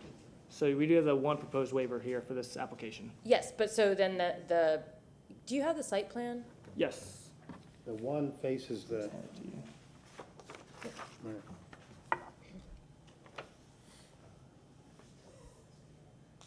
Yes, so I saw that and I thought, oh, that looks great, but the elevation does not match this.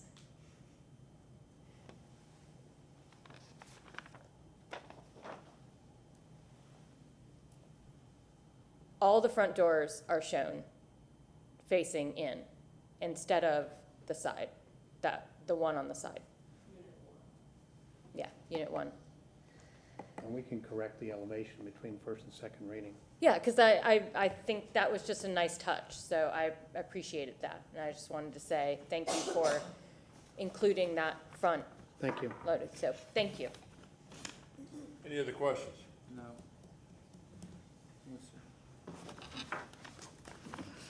Is there anyone that would like to speak to this? Do we have anyone online? Second. Motion closed by Councilman Maniscalco, seconded by Councilman Miranda. All in favor? Aye. Thank you. Councilman Carlson. Yes, sir, thank you. I'd like to move file number, or number 7, file number REZ 22-35, ordinance being presented for first reading consideration, ordinance rezoning property in the general vicinity of 4208 West Carmen Street in the city of Tampa, Florida, and more particularly described in section 1 from zoning district classification RS50 residential single family PD plan development, residential single family attached, providing effective date. Second. And based on the staff reports, I'd like to just read into the record that the proposed development is consistent with housing policies 1.3.1 and 1.3.4, which encourage new housing on vacant and underutilized land to ensure that an adequate supply of housing is available to meet the needs of Tampa's present and future populations. That also was stated by the applicant. The proposed development will allow a density of 16 units per acre, which is below the existing block density of the portion of West Carmen Street and the density anticipated under the residential 20 designation.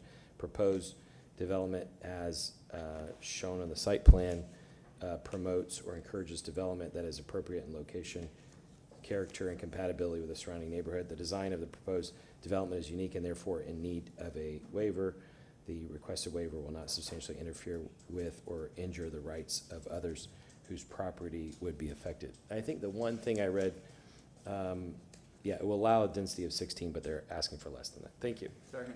And revisions between first and second reading. Revision between first and second reading. We have a motion made by Councilman Carlson, seconded by Councilman Maniscalco. Roll call vote. Viera. Yes. Maniscalco. Yes. Miranda. Yes. Pertec. Yes. Carlson. Yes. Goose and Citro. Yes. Motion carried unanimously. Second reading and adoption will be held on November 3rd, 2022 at 9:30 a.m. Thank you, council. Also, thanks for the catch on the elevation. We'll fix that. Agenda item number 9, file number REZ 22-92. Zain Hussein, Development Coordination. This proposed rezoning is at the location 209 and 211 South Gomez Avenue. Proposed rezoning from RM16 to PD, residential single family attached. I'll now pass it on to our Planning Commission.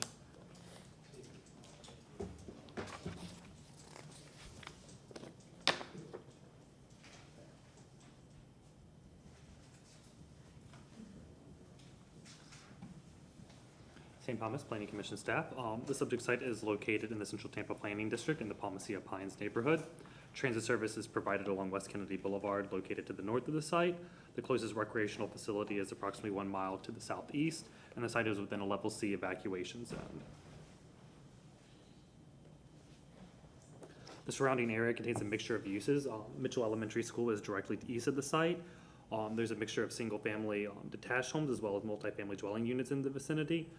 Kennedy Boulevard is located just 2 blocks north of the site, and then McDill Avenue is located 2 blocks west of the site. And both of these are intensive corridors with a variety of commercial uses. Here's the adopted future land use map. The site is recognized under the residential 20 future land use designation. A majority of the surrounding area is also recognized under the residential 20 future land use designation. You can see Mitchell Elementary School recognized under the public semi-public designation. To the south, you have the residential 35 future land use designation.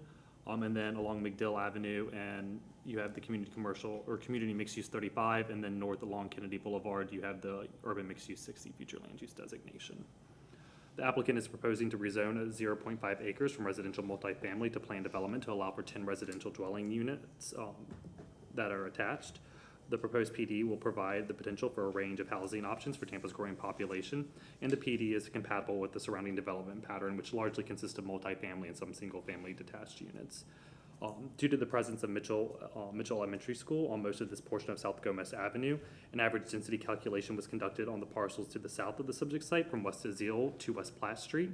The existing average density of the aforementioned area is 12.77 dwelling units per acre, which is well below the density anticipated under the residential 20 future land use designation. If approved, the PD will allow for a density of 12 units per acre, which is consistent with the long-term development pattern anticipated under the residential 20 future land use designation.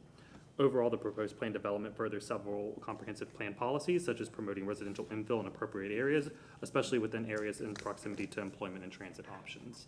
That concludes my presentation. I'm available for any questions. Any questions? Thank you. Zane Hussein, Development Coordination. I'll first show the site plan provided by the applicant. As you see, this property is at the intersection of West Platte Street and South Gomez. The proposed rezoning is to allow for the development of the property with 10 residential single-family attached units.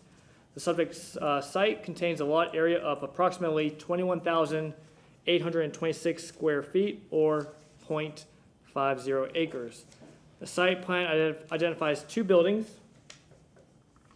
with a total gross building area of 11,520 square feet. The proposed parking meets the requirement of 23 parking spaces.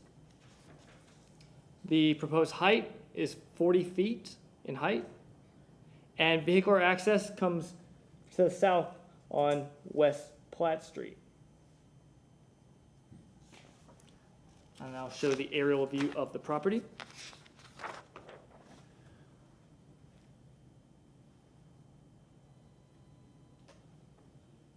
As you see the property right here outlined in red, you have West Platte to the south, South Gomez to the east.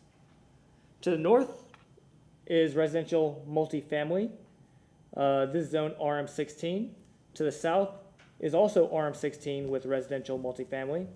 To the west are single-family attached uses, zone RM16. And to the east is an elementary school, zoned RM16.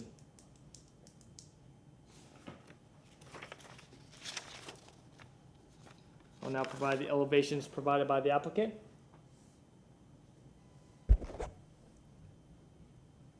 Elevations from the east and west. Also elevations from the east and west. And then elevations from the north and south.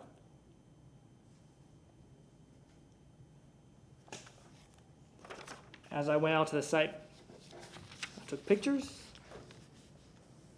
You'll see what is currently on the site. A residential single family.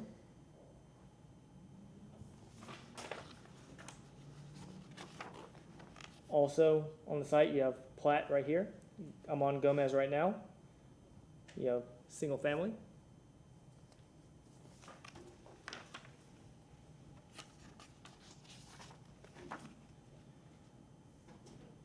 As you see here, you'll have residential multifamily.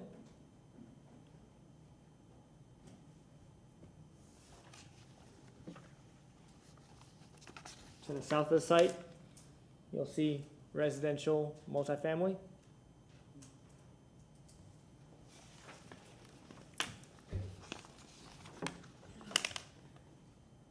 As I am on Gomez right here, you'll see the elementary school here to my left and the subject site to my right, and you'll have residential multifamily and single family running up and down. To the north of the site, you'll have, on Gomez, you'll have residential multifamily, and you'll have the elementary school.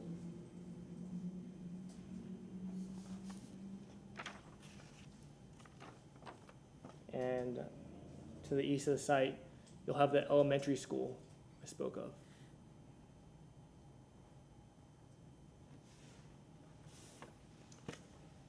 There is one waiver being requested by the applicant, and that's to request to allow front doors to face the internal drive aisle and not a street right-of-way or common courtyard.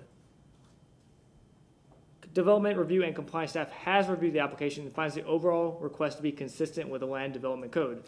Should it be City Council's pleasure to approve the application, the applicant must provide revisions to the site plan as per the revision sheet between first and second reading. I'm here for any questions. Any questions? Thank you.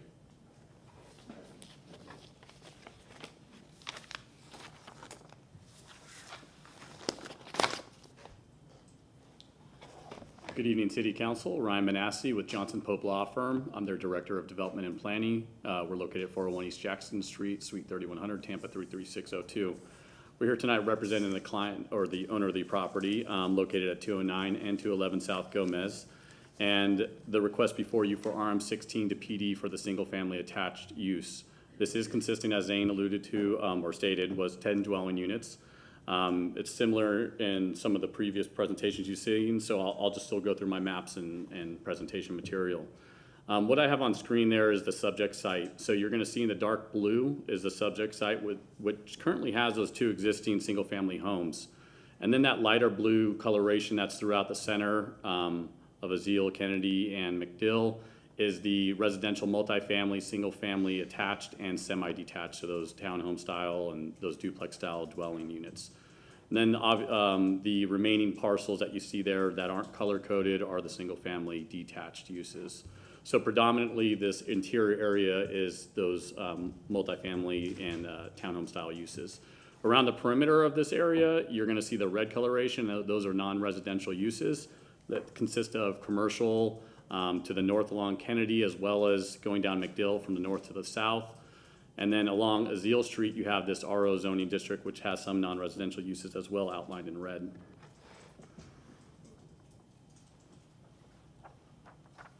So the aerial on screen, I provided this and I outlined the subject site in red, and that's to give you more of a perspective on the massing and the scale of the surrounding neighborhood to include the block that this project is proposed on.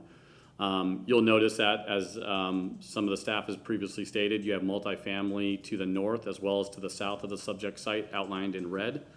To the west, you actually have two zoning districts. You have the RM16, which would be immediately to east on this property and this property, and this is actually zone RM18, so a higher density than the current RM16. And you can see the new development of those townhomes with these garages that access directly onto the street. Additionally, just to see, this aerial provides compatibility, showing that what we're proposing tonight is compatible in character with the neighborhood. It's predominantly this multifamily, single-family attached, and semi-detached neighborhood. So to briefly go over the zoning map, subject site is outlined in red, and again, just for the record, immediately to the west, you do have this pocket of RM18. And then you have RM16 that surrounds it and some PDs throughout here. You'll see the CG uses along Kennedy. You'll have the CI use. And then these are those office uses you may have heard about tonight. Most of them consisting of some medical office PDs, planned developments. And then along Azeel, these RO uses, which are more of a, more intense than the single family.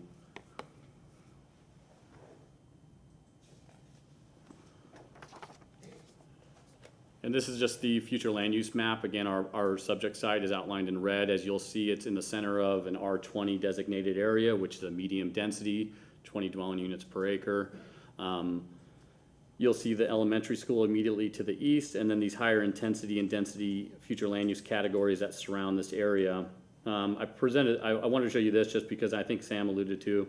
You'll feather off into these residential 10 categories which are more predominantly single-family detached, those single-family structures.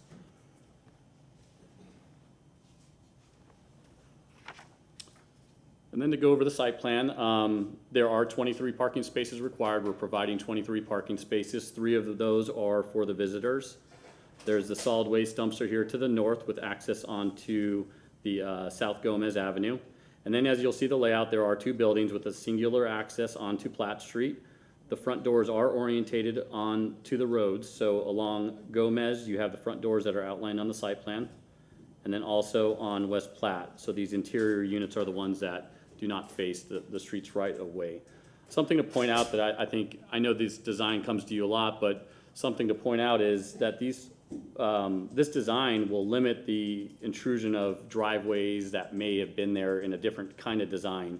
So instead of having each of these units have driveways onto Gomez right next to a school, you now have this unimpeded sidewalk along Gomez with the exception of the solid waste dumpster, and then also the singular access point here. Something I saw too was it was actually interesting, the 2 existing single family homes actually have more access points than what we're proposing here tonight. So I think that, demonstrates the compatibility. Again, it's bringing in safety issues with the school that's immediately to the east, and overall, the comparability with the neighborhood. Just to point out, this is straight from the staff report. This is their, the chart that shows agency consistency. So all development review staff has found it consistent to include the Planning Commission. We meet several comprehensive plan policies that support this infill development, supplying housing, different types of housing stock for the growing needs of Tampa. And with that, we would respectfully request your approval, and I'd be available for any questions that you may have. Any comments or questions? Councilwoman Hurtak. Again, I just want to say this, I really do appreciate the forward facing of some of these units toward the street, especially because there's an elementary school right across the street. It's inherently walkable neighborhood, even if there are a lot of cars, so I appreciate the attention to that detail. Thank you. Any other comments or questions? Is there anyone in the audience that wishes to speak to this? Anyone online? Move to close. Second. Motion closed by Councilman Maniscalco, seconded by Councilman Miranda. All in favor? Aye. Councilman Miranda. I'm sorry. Councilman Vieira. Yes, sir, Chairman, Mr. Chairman. I move an ordinance being presented for first reading consideration, ordinance rezoning property in the general vicinity of 209 and 211 South Gomez Avenue in the city of Tampa, Florida, more particularly described in Section 1 from zoning district classification RM16 residential multifamily to PD plan development residential single family attached, providing an effective date. This includes any revisions that may be shown in the revision sheet. As the applicant has met its burden of proof to provide competent substantial evidence of development as conditioned and shown on the site plan is consistent with the comprehensive plan and city code, and I find that the requested waivers, if any, do not adversely affect the or impact the public health, safety, and the general welfare. I also adopt the findings and reasoning of the Planning Commission and all city staff reports. Second. That includes the waivers and the revisions. Yes, sir. Thank you, Chairman. Thank you. Have a motion made by Councilman Vieira, seconded by Councilman Maniscalco. Roll call vote. Maniscalco? Yes. Miranda? Yes. Hurtak? Yes. Carlson? Yes. Goods? Viera? Yes. And Citro.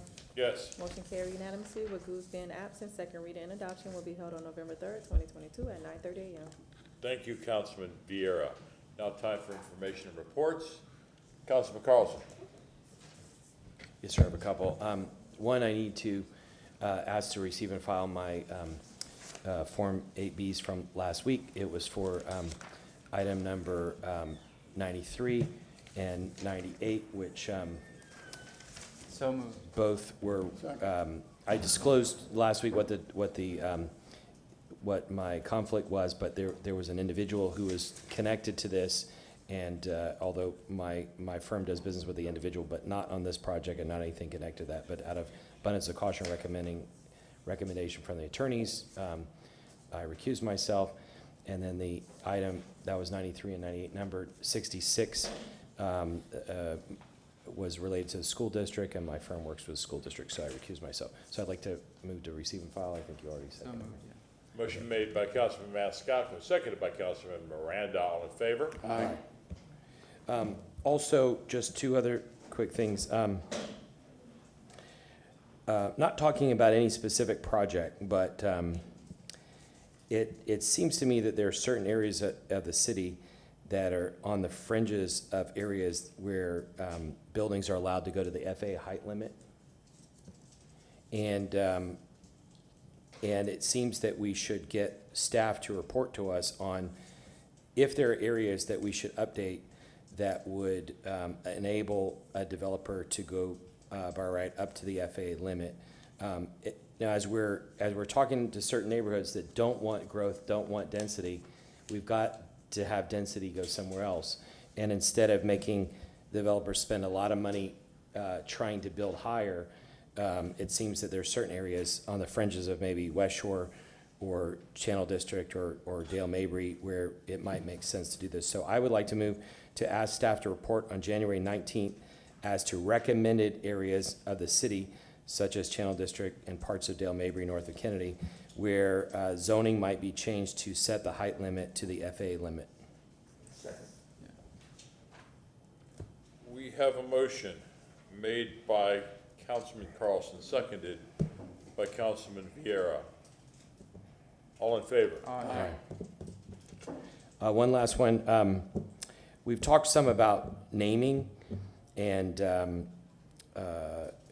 here's the motion I'd like to make regarding this. We can talk about this also on the charter review discussion, but just to put, I've spent a lot of time with Marty and others, outside attorneys, looking at this, and let me just read this. I'd like to move to ask legal staff to return on November 17th with a draft ordinance that would codify the mayor's recommended process for naming buildings, roads, structures, and other city property, and to establish an approval process that would require approval of the mayor and a supermajority 5 votes of city council.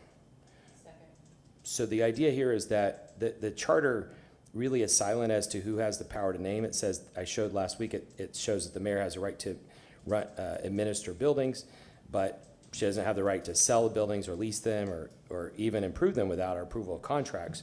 So the charter also says that an executive order cannot be in conflict with an ordinance. And so it seems to me that when the charter is silent, we should have the mayor and city council approve something. And in this case, if we're going to name something, I think we should have a supermajority. Probably it would be unanimous anyway, but I think it should be a supermajority of 5 votes. And so if you vote yes on this, you're not voting in favor of an ordinance, you're just asking the legal department to come back on November 17th with a proposed ordinance, and then we could debate it then. We have a motion made by Councilman Carlson, seconded by Councilwoman Hurtak. Ms. Wells. Thank you. Just a question for council, if you would consider perhaps a later date, and the reason I suggest that, looking at everything that we already have on council's agenda, the workshop that is scheduled, and looking at the timing, our internal timing of filing these documents in advance of your meetings, November 17th is that would be a quicker turnaround time.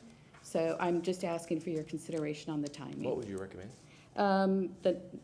Marty, if you can help me with the next regular meeting. December 15th? Yeah, that's pretty light, December 15th. December 15th looks open. Thank you. That's your last meeting before vacation, your winter recess. December 15th is fine with you, Councilman Carlson? Yes, please. I modify my motion to say December 15th. Councilman Vieira. Yeah, my concern on this is if it coming back with an ordinance as opposed, if it was a report, I could see it as pushing it through and then deciding at a later date. Comes back to an ordinance that starts to get baked. My only concern with having, now we're starting to deal with the substance of it, which we probably shouldn't get into, but having a supermajority for things like naming of buildings, et cetera, may get into a lot of political, parochial fights on Tampa City Council, which I personally would like to avoid. But you know, if you were to change it, and you probably have a majority, so you probably don't need to do this, but maybe to do it as a report as opposed to an ordinance, I could move to forward that, but with grave hesitation, and don't want to give any conclusion out, but just something I would have great skepticism of, let's say. Just putting that out there. Any other comment? Councilman Miranda. I'm not involved in this, I'm just listening to it, both sides, I understand both sides pretty well. I think the only time the council's ever used a supermajority is to override the mayor, not to pass an ordinance. Do you all just object to the supermajority, or you? Pardon me? If I just take out the supermajority? Yeah, it's fine. Okay. I'm not saying you're right or wrong, I'm just saying the only time we ever used that was to override Okay. any mayor's decision in the past. So I'll take out the supermajority part. Yeah, that's fine. Any other comments? I also, in the same vein as Councilman Miranda, I'd like to have this a report, and then we can go from there. Who's this Veranda? I am so sorry. Louis, please. You're cool, man. Please, forgive No, I me, don't okay? care. I'm Councilman Vieira, I am on the same vein as you, Councilman Vieira. I would much rather have this as a report as opposed to an ordinance written up for that day. Can I just say, I'm not asking for first reading of the ordinance, I'm just asking for them to draft one for us to discuss and debate. That's fine. And if I may.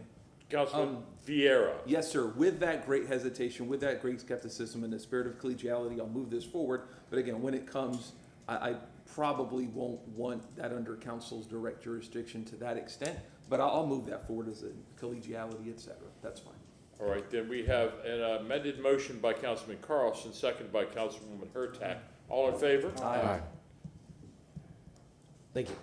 Councilman Vieira. And Councilman Maniscalco, if you don't mind, I sir. have to be downstairs, but Okay. just a couple of things. Thank you very much. My first motion is a request by the Planning Commission to set an adoption hearing for TA CPA 22-13 and TA CPA 22-24 on December 1st, 2022 at 5:01 PM, and direct the legal department to provide the city clerk with the form of notice for advertising the public hearing. We have a motion made by Councilman Maniscalco, seconded by December 1st at 5:01, yes, sir.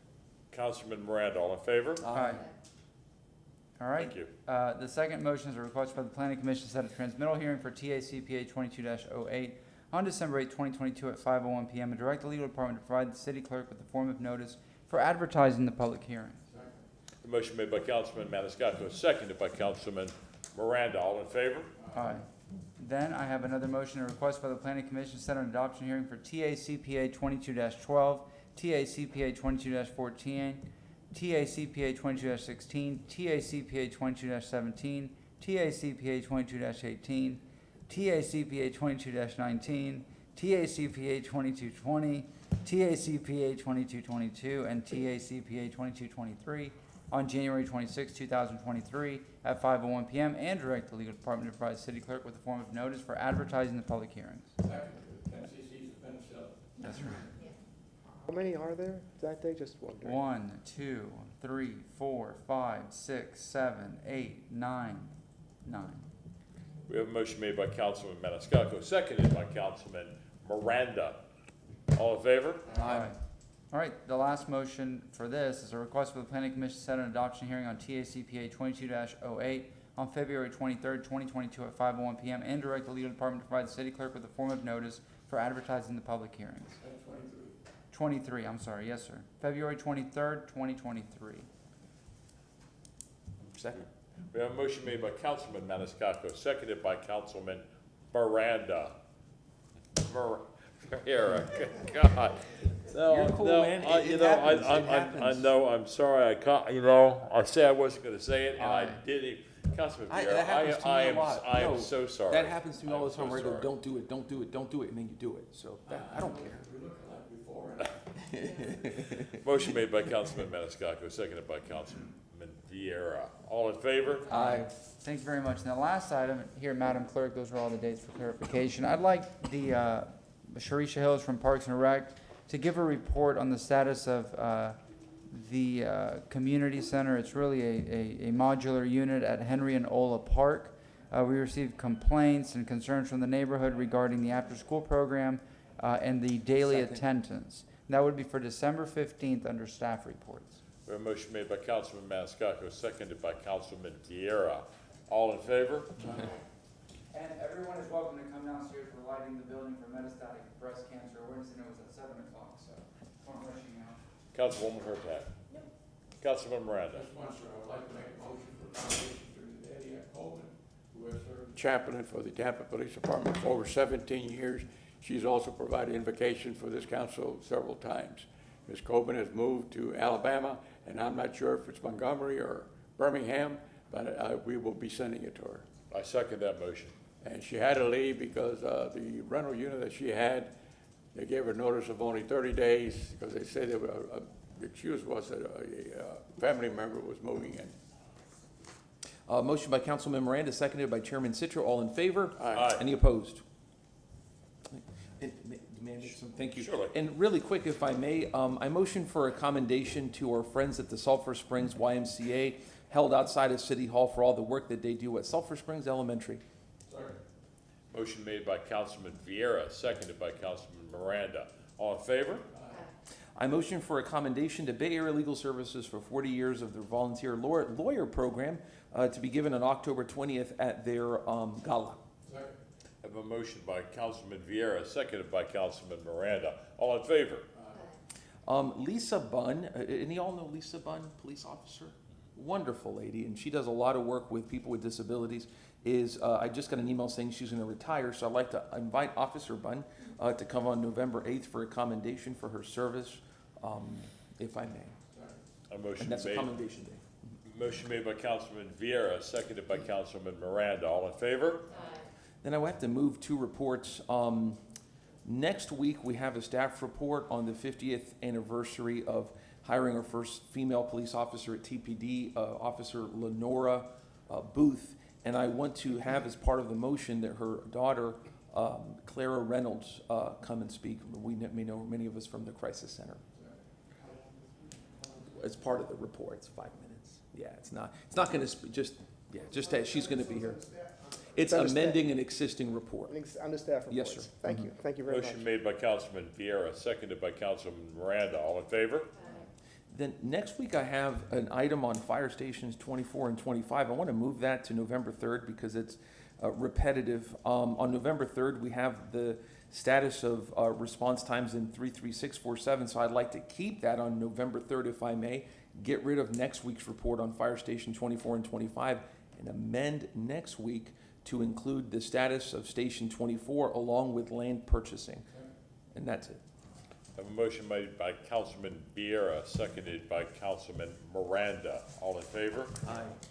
Thank you, sir. Thank you. At this time, I move to revise a motion I had made on 9/23/2022 regarding the file of CM 22-77653, the TPO 2022 apportionment plan, to now read as follows.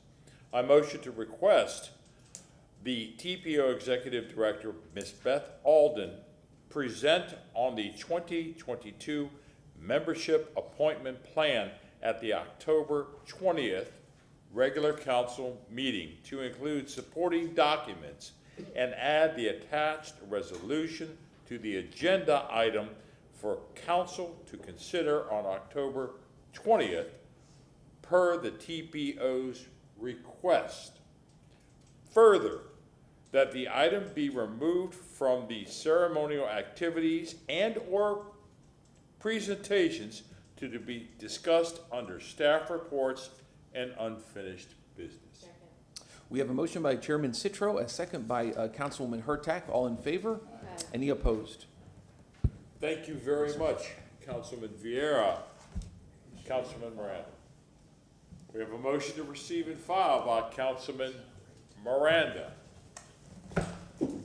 Seconded by Councilwoman Hurtak. All in favor? Aye. We are adjourned. We didn't have lots of cancellations.